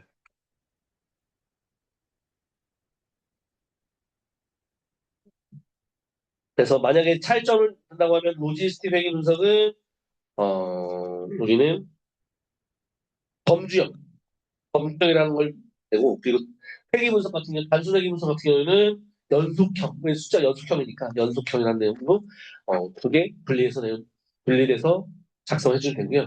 그러면 로지스틱 회계 분석을 뭘 써야 되냐? 쓸 게 좀 있어요. 여기는 아까 회계 분석처럼 뭐 독종 개체방, 독립변수, 회계변수, 최소 장수법 이런 것들이 있는데 로지스틱 회계 분석도 보통 오지가 보통 어떤 일이 일어날 그 확률값입니다. 확률값. 그래서 이 확률값이 보통 비선형이라고 나와요. 비선이 나오는데 이걸 선형으로 바꾸는 것들을 로그를 씌우면 로그 오즈가 되고 이 로그 오즈 값들을 그 시그모이드에 넣으면 아까 수식이 있는 시그모이드에 넣으면 시그모이드에 있는 값이 이제 0에서 1 사이로 바꿉니다. 이게 개념이 어려워요. 그러니까 로그 오즈 내가 죽었냐 살았냐 어떻게 판단할지 이런 것들을 실제 발생하는 수식값이 오즈라고 오즈는 그 사건 발생 안 한 분의 사건 발생한 이 값으로 나누면 돼요. 만약에 내가 합격할 확률 뭐 70%예요. 70%면 0.7이니까 1 빼기 0.7분의 0.7 이런 식으로 나오는 오즈 값이 나오는 겁니다. 오즈 값. 이게 흔히 그 오즈비 이게 승산비라고 하는데 이게 보통 라스베가스 포커할 때 많이 나온다고 하더라고요. 내가 이길 확률 이걸 보통 오지 승산비 오즈 확률 이거를 라스베가스 포커할 때 내가 이길 확률로 보통 많이 용어를 쓴다고 하더라고요. 그래서 이 오즈라는 값을 통해서 값을 나오면 이거는 실제로 우리가 쓸 수가 없는 비선형이라는 값이 나옵니다. 그러니까 비선형을 선형으로 바꾸려면 로그를 취해주면 이거를 계산할 수가 있다고 하더라고요. 그래서 근데 단순히 이제 이거를 이제 0과 1 사이로 이제 그 범주형으로 나타내려면 이것도 이 선형값도 이게 0부터 1뿐만 아니라 그 쭉 값들이 이어지기 때문에 이거를 아까 죽었냐 살았냐 스팸이냐 아니냐 합격이냐 불합격이냐 0과 1 사이로 변화시키냐면 결과적으로는 시그모이드라는 값을 그 함수에다가 이 로그 오즈 값을 넣으면 값이 이제 이 값으로 변하는 거죠. 그러니까 우리는 구성조소에는 아까 전에 있는 로그 오즈, 시그모이드 이런 값들을 해주시면 됩니다. 근데 실제 보통 여기 0.5라고 해요. 이것도 하이퍼 파라미터의 값인데 0.5인데 이게 0.5가 아니라 0.7로 해도 되고 0.3으로 해도 됩니다. 그 평균 0.5 중간 이상일 때 만약에 0.6 얘는 그러면 합격이야. 그리고 얘는 2하면 불합격이야. 시그모이드 값에 따라서 이 결과가 나옵니다. 회계 분석도 중요합니다. 회계 분석은 다 중요해요. 이게 다중 분석이랑 엮어서 많이 나오니까. 그리고 이제는 K민지하고 딥스캔. K민지 다 군집입니다. 군집 있고 KNN도 있었지만 일단 군집은 비슷한 것끼리 묶어준다. 그리고 차원 축소는 너무 많은 차원이 있으면 성능이나 비용이 많이 들기 때문에 이것들은 전차원으로 축소해준다는 게 가장 큰 특징입니다. 그래서 비즈로 학습은 결과값이 없이 입력값만 준다. 아까 전에 고양이 사진, 고양이를 라벨링하지 않고 고양이 사진만 입력하는 거죠. 그러면 알아서 그러면 그 모델들이 꼬리가 있는 놈들, 꼬리 있는 놈들 묶어주고 예를 들어서 뭐 귀 쫑긋 귀, 토끼들 그리고 입이 큰 놈들 하마. 그러면 하마랑 악어랑 같이 묶여있을 수도 있겠죠. 입이 단순히 입만 크다고 하면 이런 것들끼리 특성이 비슷한 것들끼리 묶어주는 게 디지털 학습의 대표적인. 그래서 그러면 하나씩 알고리즘 보면 K민지는 K민지하고 동일하게 거리 기반으로 사용하는데 보면 K개의 군주를 붙습니다. 기존에 있는 데이터가 있어. 나는 여기서 있어. 있는데 이제 나는 사과 아까 전에 사자, 돼지, 코끼리 이런 식으로 세 개의 군집으로 나누고 싶어요. 그다음에 여기서 이제 근데 나눌 때 아까 전에 특징을 기반으로 아까 전에 입이 크다, 꼬리가 길다, 뭐 귀가 쫑긋하다 이런 것들로 했는데 이거는 거리를 중심으로 군집한다고 했잖아요. 이거는. 거리를 가까운 거리에 있는 놈들끼리 군집을 하는 겁니다. 여기는 보시면 이제 7개 있는 데이터가 있습니다. 1부터 7까지 데이터가 있는데 이 7에 있는 데이터를 3가지를 군집하고 싶어요. 여기 오른쪽에 있는 빨간색, 녹색, 주황색으로 군집을 하고 싶으면 근데 난 K는 3이 아니 지금은 K는 3이 되겠죠? 그냥 내가 3개의 집단을 묶기 때문에 K는 3이 되네. K가 4가 되고 K가 5가 되고 그래서 랜덤하게 중심점은 아무거나 그 센터를 잡습니다. 여기서는 이렇게 임의의 점이에요. 임의의 점을 잡았어요. 임의의 점 잡으면 이제 이것도 중심으로 빨간색과 무는 겁니다. 그러면 얘를 중심으로 모든 분들이 거리를 다 계산을 해요. 거리를 계산하면 가까운 놈 그 상대적으로 얘도 계산하고 얘도 계산하고 얘도 계산 3개 계산해서 얘가 가장 가까운 놈이 빨간색 C1이겠죠. 그럼 얘는 빨간색으로 변하고 마찬가지로 얘도 다 계산을 하면 얘는 빨간색 그리고 얘는 연두색 되겠죠. 얘도 뭐 애매하게 하지 연두색 이런 식으로 한번 그 초기 집단 한번 만듭니다. 초기 집단을 만들면 이런 식으로 되겠죠. 아까 말씀드렸던 빨간색 여기는 빨간색 주황색 뭐 녹색이 되겠죠. 그러면 여기서 이제 한 번 했다고 군집이 끝나는 게 아니라 저기 지금 중심점 C1, C2, C3 센터 이 값들을 이제 자기 실제 군집에 있는 놈들의 가운데로 가운데로. 그래서 만약에 이 군집이 움직임이 없을 때까지 계속 움직이는데 그러면 C가 지금 움직일 수 있겠죠. C는 가운데 있는 1, 2, 3의 가운데 한 이쯤 되겠죠. 이쯤. 그리고 5는 얘는 움직이지 않으니까 움직이지 않고요. 그래서 한번 C를 이렇게 움직였어요. C도 여기 2도 다 하나씩 움직였습니다. 그러면 이런 그림이 돼요. 이렇게 움직였어요. 그러면 이제 다시 센터가 움직였기 때문에 또 군집은 변경될 수 있다는 가정하에 1부터 1-9로 다 체크합니다. 센터가 5개였기 때문에 1을 체크하고 2도 체크하고 3 체크하고 그러면 혹시나 변경되는 게 뭐가 있을까? 4는 변경될 수 있겠네요. 그렇죠? 원래 빨간색이었는데 이 C 센터가 이 하나밖에 없어서 1로 옮겨졌기 때문에 4가 주황색으로 될 수 있겠죠. 그러니까 이렇게 또 중립점을 하나씩 옮겨가요. 이렇게 또 하나씩 옮겨가면서 결국에는 이 센터 값이 돌다 보면 이제 노드가 다 똑같이 어느 센터에 속할 거니까 반복해서 이 센터의 중심점이 이동이 없을 때까지 반복해서 중집을 하는 방법입니다. 이게 K-민지 알고리즘. 근데 KNN하고 다른 거는 KNN 아까 숫자가 홀수여야지 액션이랑 뭐 그런 걸로 구분할 수 있다고 했잖아요. 그런데 K 민지 값은 홀수, 짝수, 수 필요 없이 K 값에 영향을 받지 않고 사용할 수 있다는 겁니다. 그래서 이것도 결과적으로 거리 기반이기 때문에 K 민지에서 사용했던 유기를 위한 거리 그리고 그리고 피타고라스, 맨하탄 거리 이런 것들을 사용해서 그 거리가 가까운 놈들을 군집을 해주는 게 되어 있습니다. 다음은 DB스캔 밀도 기반입니다. 밀도. 아까 이게 좀 특이해요. 그래서 밀도라는 말은 이제 다 아시니까 밀도 기반으로 군집한다는 말입니다. 밀도. 그래서 밀도 기반으로 군집하는 알고리즘. 제가 자주 하는 말이 신도시가 발생을 했는데, 그, 버스 노선 또는 지하철 노선은 좀 그렇고, 버스 노선을 어디로 가야 될지.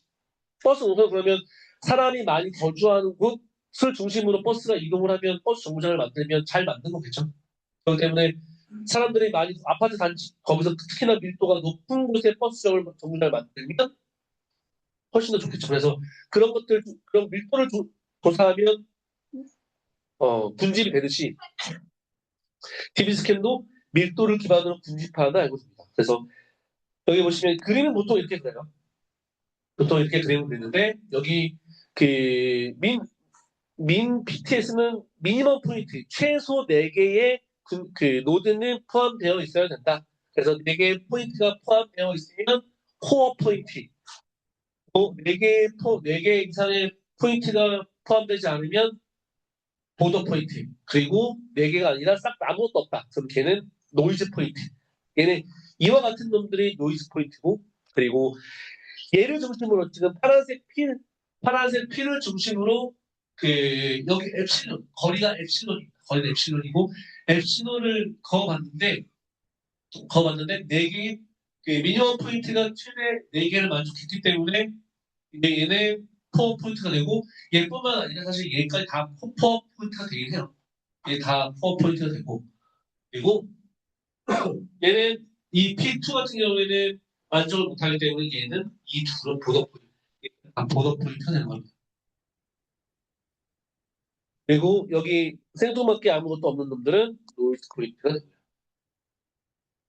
그래서 구성 요소는 코모노, 엡실론, 그리고 코모노, 엡실론, 미니멈 포인트 같이 구성이 되면 되고요. 그리고 실제 SVM 같은 경우에는 밀도 중심이기 때문에 좀 이렇게 기하학적인 모양이 만들 수가 있어요. 이게 좀 설명드리면 좋을 텐데 이게 시간이 좀 오래 걸리는 문제라서 잠깐 이게 만약에 점이 막 다수가 이렇게 있잖아요. 근데 많이 뭉치는 놈들끼리 이게 다 코어 포인트가 뭉쳐지면 이렇게 되는 겁니다. 코어 포인트가 뭉쳐지면. 코어 포인트가 예를 들어서 다른 설명드리면 만약에 내가 PTS가 이것도 4로 했습니다. 4로 했는데 중심점을 여기를 얘를 두고서 뺐어요. 그냥 만족하죠. 그런데 그러면 얘가 다 코어 포인트 하나 둘 셋 넷 만족했으니까 코어 포인트가 됐습니다. 오케이. 이거 됐어. 그리고 또 하나 이제 다시 내가 빨간색 이 지점을 중심으로 다시 한번 하고 싶어 했는데 만족을 못해. 그럼 얘는 빨간색이 안 되는 거고. 근데 만약에 다시 여기가 좀 있다고 칠게요. 만약에 얘를 중심으로 다시 한다고 하면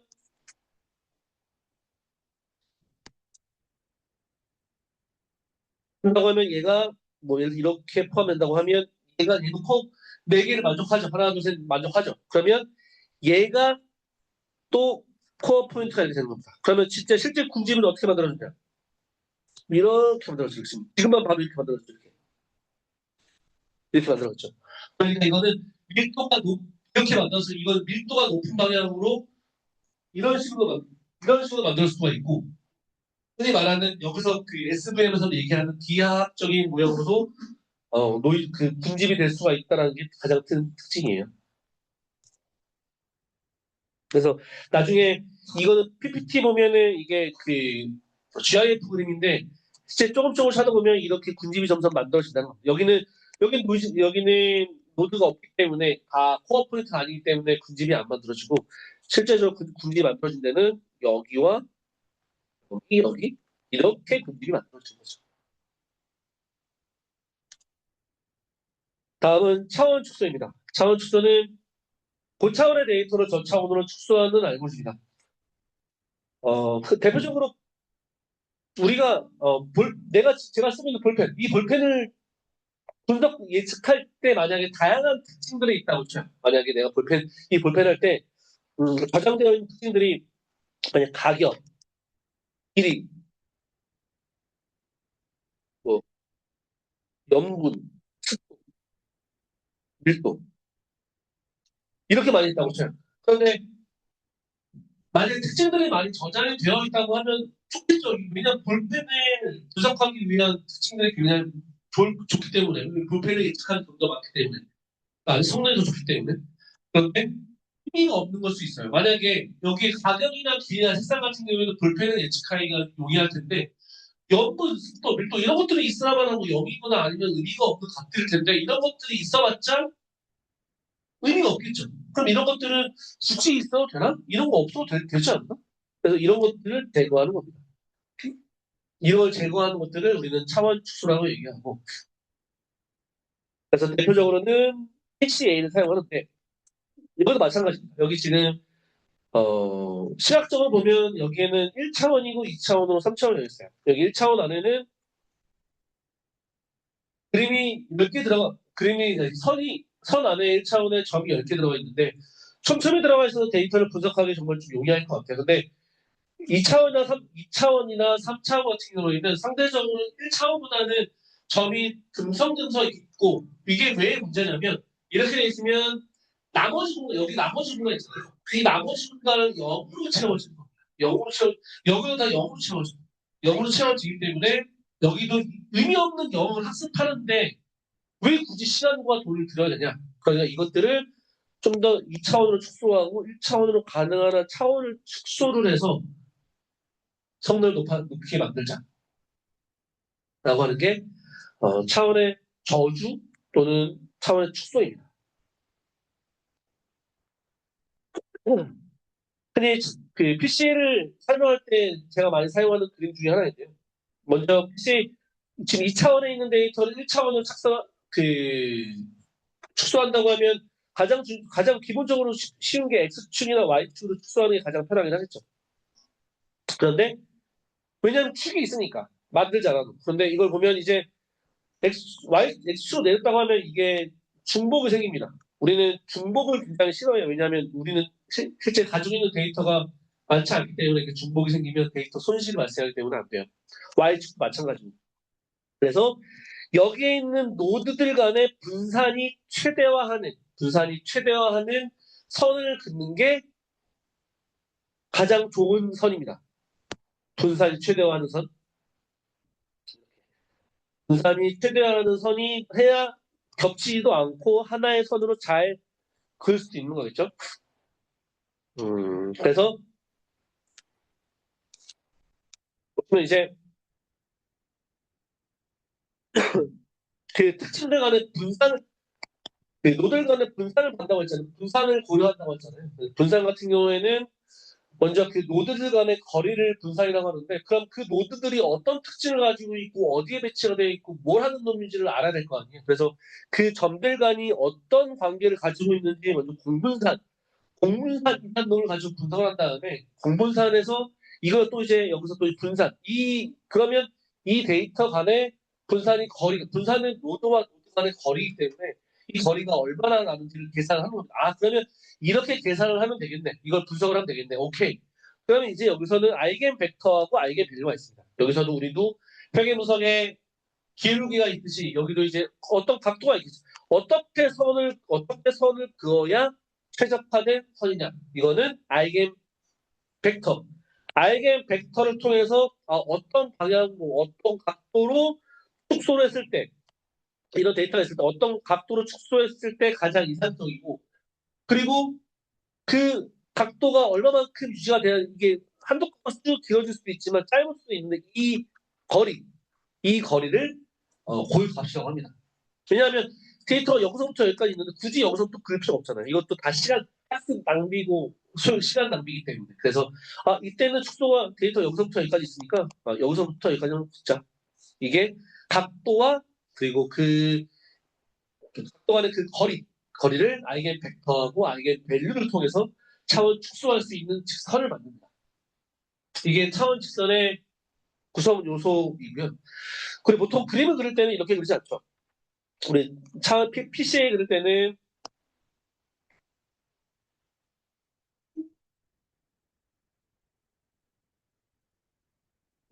이렇게 그리고 PC1, PC2라고 그럴 겁니다. 그렇죠? 보통 이 글을 많이 그려요. 왜 그러냐면 지금 이거는 3차원을 2차원으로 축소를 한 거예요. 3차원을 2차원으로. 근데 2차원으로 축소했으면 사실 2차원이면 1차원 같은 경우는 선이기 때문에 고려하지 않고 무조건 그 선에만 수렴하면 그냥 축소가 되는데 2차원 같은 경우는 X축, Y축, X축, Y축이기 때문에 이렇게 두 가지의 최적의 방법이 두 가지 수렴할 수 있는 방법이 나오는 거예요. 만약에 4차원을 3차원으로 축소했으면 세 개의 축 중에서 가장 좋은 게 하나가 나오는 거고, 그리고 3차원을 2차원 수술했으면 두 가지 중에서 하나를 선택하는 겁니다. 왜냐하면 이게 나는 이게 최적이라고 생각했지만 하다 보니까 중복도 발생을 하고 분산 간에 보니까 이게 더 분산이 더 좋아 라고 판단할 수 있기 때문에, 그래서 먼저 가장 최적의 PC를 구합니다. 이렇게 하면 분산이 좋아. 근데 우리가 이론적으로 볼 때 말이야, PC1도 간혹 오차가 발생할 수 있어. 그래서 PC1과 직각이 되는 놈이 그 다음에 대안으로 축소할 수 있는 축소선이야. 그래서 PC1과 PC2가 나와. 3차원이 2차원 될 때 이렇게 나오는 거예요. 4차원이면 3차원까지 나오는 거예요. 그리고 2차원은 1차원 할 때는 무조건 선밖에 없으니까 그냥 선 하나만 되면 되겠죠.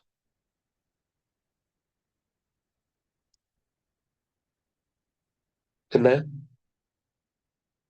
이것도 어려운 거. 너무 설명을 했나? 다음 넘어가겠습니다. 준지도학습은 라벨링된 데이터와 라벨링 되지 않은 데이터를 섞었다. 지도학습과 준지도학습 섞었다. 이거 그냥 개념적으로 보시면 됩니다. 개념적으로만. 이게 나오는 게 조금 뒤에서 헷갈리는 게 좀 있긴 해요. 이게 뭐 능동학습, 전이학습, 막 그런 것들이 섞여 있는데, 준지도학습은 데이터를 그냥, 왜냐하면 우리가 라벨링된 데이터를 많이 쓰면 돈이 많이, 태깅하는데 시간도 많이 들고, 업체를 구해서 시간도 많이 들고, 돈도 많이 들기 때문에, 이거는 좀 적당하게 라벨링 되지 않은 데이터도 같이 섞어서 같이 사용해도 나쁘지 않다라고 하는 겁니다. 다음 넘어갈게요. 강화학습. 강화학습은 알파고 나와야죠, 알파고. 알파고도 나와야 되고. 그래서 상과 벌이라는 보상을 주면서 상을 최대하고 벌을 최소화하도록 하는 학습 방법이다. 그냥 알아서 네가 좀 해. 내가 만약에 그 자율주의 자동차면 빨간 불이면 쓰고 초록 불이면 지나가. 빨간 불일 때 지나가서 그럼 너 마이너스 3점. 만약에 정지해서 오케이 플러스 1점. 그래서 점점 그래서 얘한테 상과 벌이라는 보상을 두고서 결론적으로 이렇게 행동을 했을 때 이렇게 저렇게 행동을 했을 때 보상값이 최대화가 되면 이게 가장 내가 올바르게 행동한 값이구나라고 계속 인식할 수 있겠죠. 그러면 다음부터 그렇게 행동을 하고요. 내가 게임을 했을 때 두드러 맞으면 게임을 하지 말고 공부를 했을 때 누가 상을 주면 다른 공부하듯이 얘도 그렇게 학습을 하는 겁니다. 대표적인 알고리즘이 이제 강화학습은 그냥 상과 보상 이런 것들 생각하시고 여기에는 이 구성 요소를 반드시 작성하셔야 돼요. 환경, 에이전 상태, 조작, 정책 이런 것들까지 구성을 해주셔야 됩니다. 그리고 다음은 이제 큐러닝.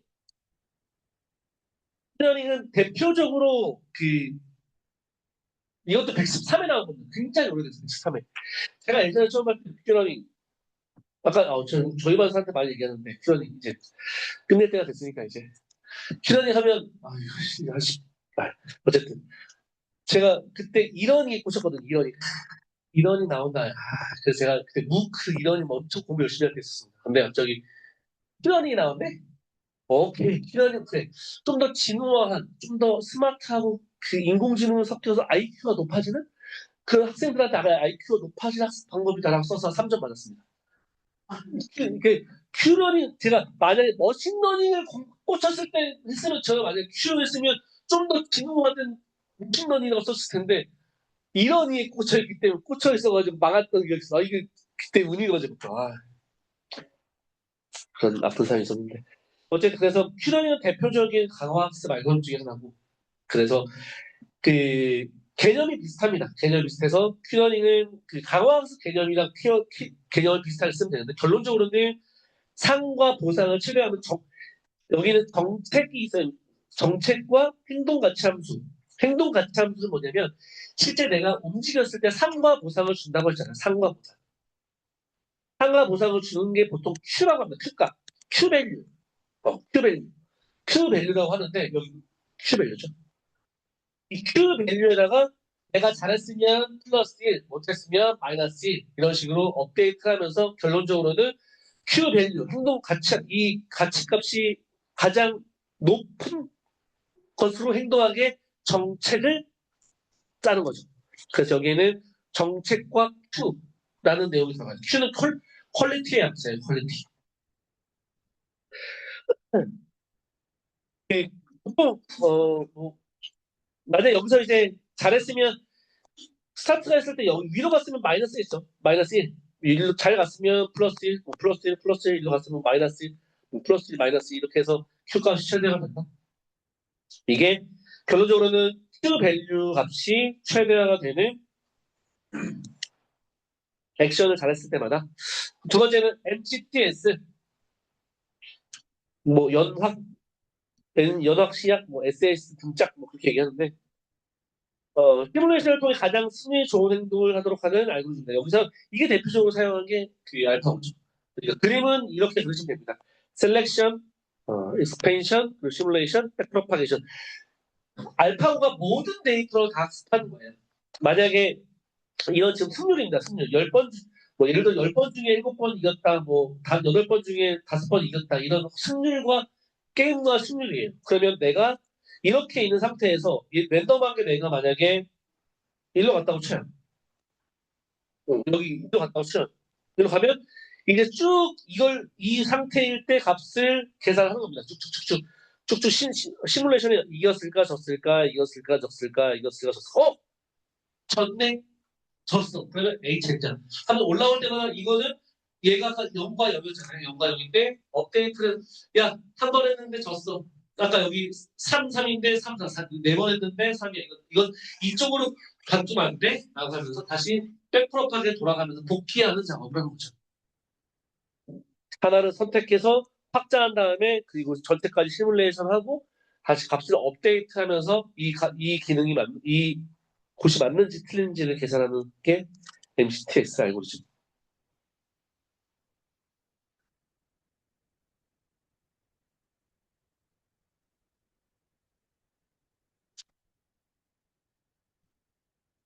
네, 합성돼. 잠시만요. 10분 남았는데.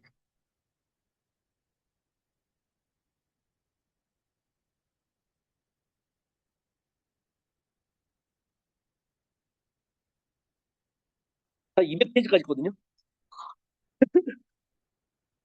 지금 이제 한 57페이지 됐는데.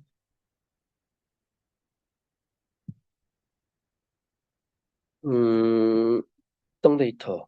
뭐래? 트랜스포머? 신경망 쪽은 지난번 했고, 뭐가 어려울까요?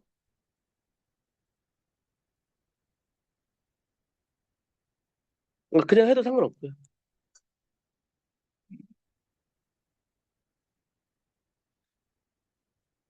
이거는 생성 AI. 생성 AI는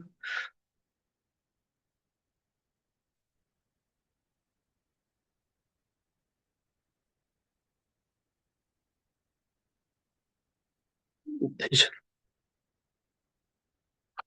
음,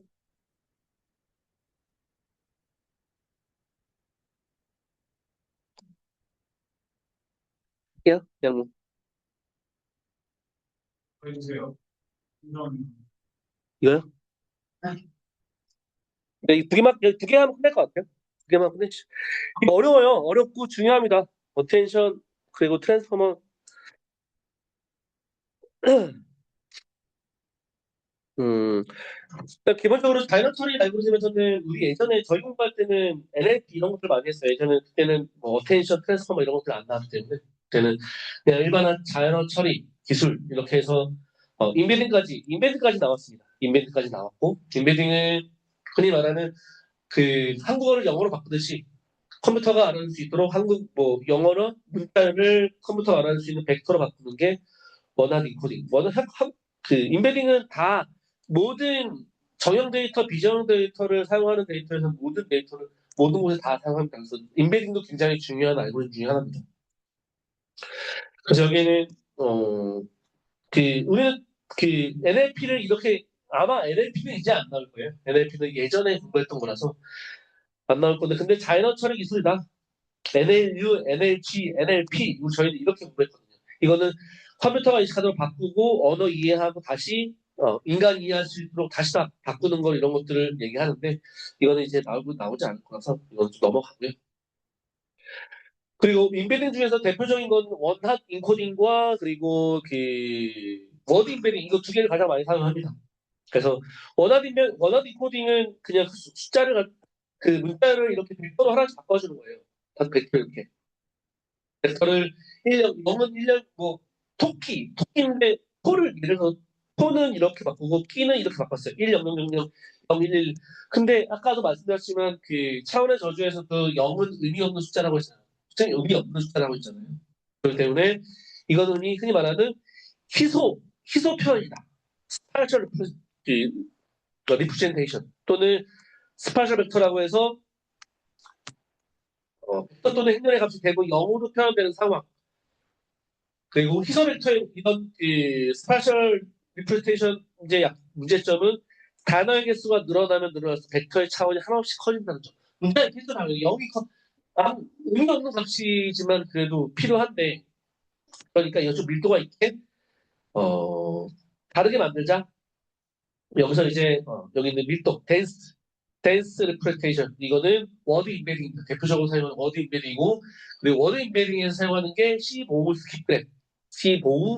스킵그램을 통해서 단어를 유치하는 게 워드 인베딩 중에서 워드 투백입니다.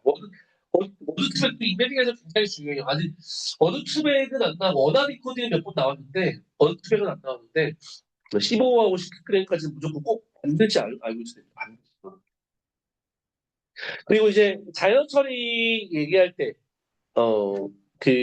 가장 먼저 나오는 게 RNA였어요, RNA. RNA도 잘 쓰여지긴 해요. 아쉽겠지만 잘 쓰여지긴 하고, 지금도 많이 쓰여지긴 하는데, 흔히 말하는 장기 의존성 문제. 데이터가 길어지면 길어질수록 앞의 의미를 뒤까지 못 쫓아간다는 겁니다. 그리고 그러면 중간중간에 의미가 잃어버리는 걸 보통 장기 유동성 문제라고 하고, 그리고 흔히 말하는 여기 있는 값들을 인베딩해서 한 곳에 컨텍스트 벡터라는 곳에 저장을 해야 되는데, 만약에 앞에 있는 값들을 다 인베딩해서 만약에 인베딩한 값들이 커버리면 여기에 들어가는 공간이 좀 더 많아지겠죠. 그래서 메모리를 훨씬 더 많이 잡아먹겠죠.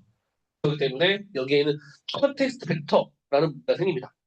그래서 흔히 말하는 이제 여기 요즘에 건너뛰어요. 요즘에 시컨은 이제 거의 의미 없으니까 이거 빼시고, 그 다음에 나온 게, 모든 가중치, 나는 여기 만약에 자연어 처리는 컴퓨터가 언어의 인간을 이해하고 해석하며 조작하도록 돕는 인공지능 분야이다. 이렇게 모든 데이터의 의미를 동일선상으로 놓지 말고, 그렇지 말고 이제 자연어 처리, 컴퓨터, 인간, 이해, 조작, 이렇게 의미 있는 데이터만 집중해서 데이터를 사용하자라고 하는 게 어텐션입니다.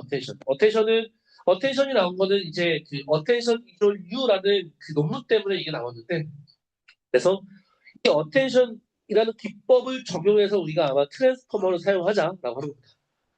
어텐션은 독립적으로 사용하지 않아요. 어텐션은 그냥 기법이고, 흔히 말하는 최근에는 트랜스포머가 요즘에 다 사용하죠. 싹 다 트랜스포머입니다. 트랜스포머가 없는 기법은 없어요. 아예 없습니다. 트랜스포머는 우리가 더티의 T도 트랜스포머고 GPT의 T도 트랜스포머고, 모든 요즘에 생성하는 알고리즘에 나오는 클로드나 모두 거기 다 트랜스포머가 들어가요. 그래서 트랜스포머가 있고 트랜스포머를 끼고 있는 얘가 또 구성되어 있는 게 어텐션입니다.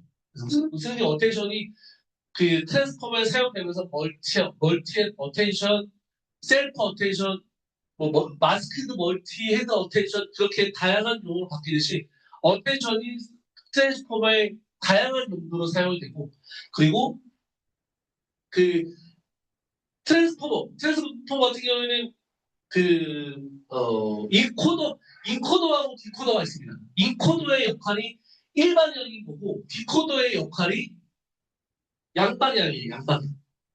성격이 그래요. 이게 보통 우리가 알고 있는 버튼은 양방향이고, GPT가 일방향으로 알고 있잖아요.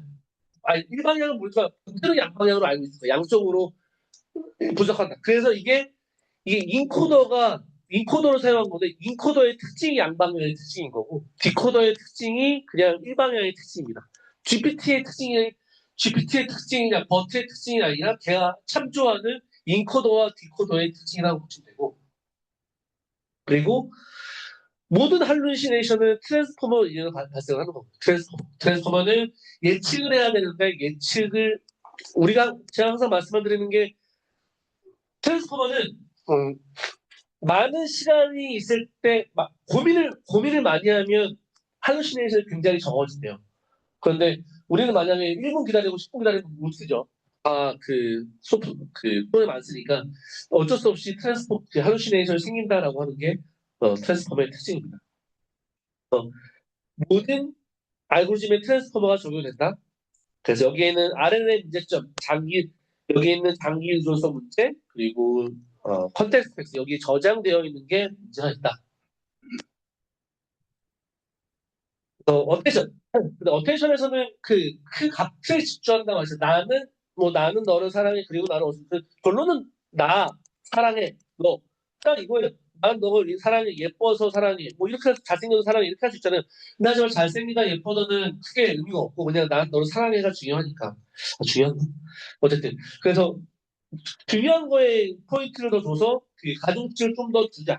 그러면 나중에 결과적으로는 의미 없는 거는 가중치가 떨어지고 중요한 것만 가중치가 높으니까 나중에 분석할 때는 좀 더 효율적으로 중요한 것 가중치가 높은 것들 중심으로 내가 그 디코더에서 번역을 하면 훨씬 더 의미 있는 데이터를 번역할 수 있지 않을까, 자연어 처리할 수 있지 않을까라고 하는 게 가장 큰 핵심 키입니다. 그래서 어텐션에 들어가는 거는 다른 건 다 필요 없어요. 여기 들어가는 구성 요소들이 굉장히 많거든요. 여기 보시면 어텐션 웨이트, 소프트맥스, 그리고 여기에도 뭐 플리 커넥티드, CNN에 나오는 플리 커넥티드 디코더 이런 거 나오는데 가장 중요한 거는 허리 키 밸류예요. 이게 쓰지 않으면 어텐션은 필요 없습니다. 이거는 가중치를 예측하는 겁니다. 가중치 예측하는 거기 때문에 허리 키 밸류는 무조건 어텐션에 들어가요. 무조건 어텐션에 이거 세 개만 들어가면 돼요. 그리고 이제 어텐션에 적용된 게 이제 트랜스포머는 이제 가장 특징이 병렬로 처리해서 빠르게 하자는 거잖아요. 근데 어텐션이 이제 트랜스포머로 가면서 셀프 어텐션이라고 바뀌고 그냥 어텐션이에요. 그리고 이제 병렬로 처리한다고 했기 때문에 하나의 어텐션이 아니라 여러 개의 어텐션으로 나눕니다. 그래서 멀티헤드 어텐션, 여러 개의 어텐션이 사용한다. 그래서 멀티헤드 어텐션. 그리고 또 하나, 이게 이제 시간 1분밖에 안 남았는데, 어텐션 되게 많아요. 멀티헤드 어텐션, 그리고 마스크드 멀티헤드 어텐션, 이것만 얘기할게요. 이게 트랜스포머의 전형적인 대표적인 그림이에요. 조금 좀 추상해서 드시면 돼요. 추상 그리면 되는데 여기에 병렬로 여러 개의 어텐션이 들어간다. 또는 마지막 여기에 마스크드 멀티헤드 어텐션이 있습니다.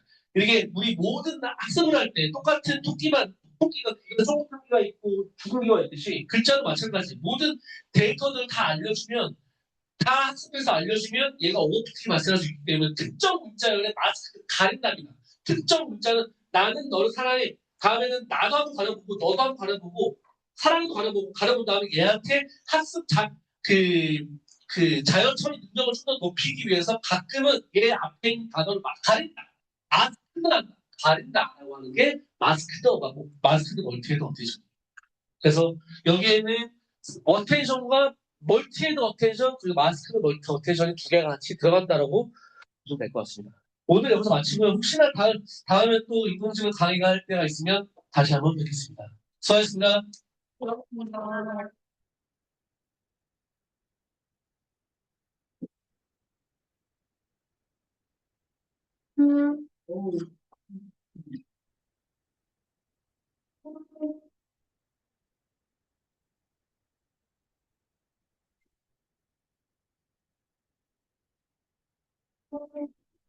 지금 다른 거안 보고 이만 봐. 그럼요. 내가 제일 잘해. 그러니까 안 섞이고 나 그냥 이만 봐. 다음 봐. 오케이. 다음. 뻔뻔하죠.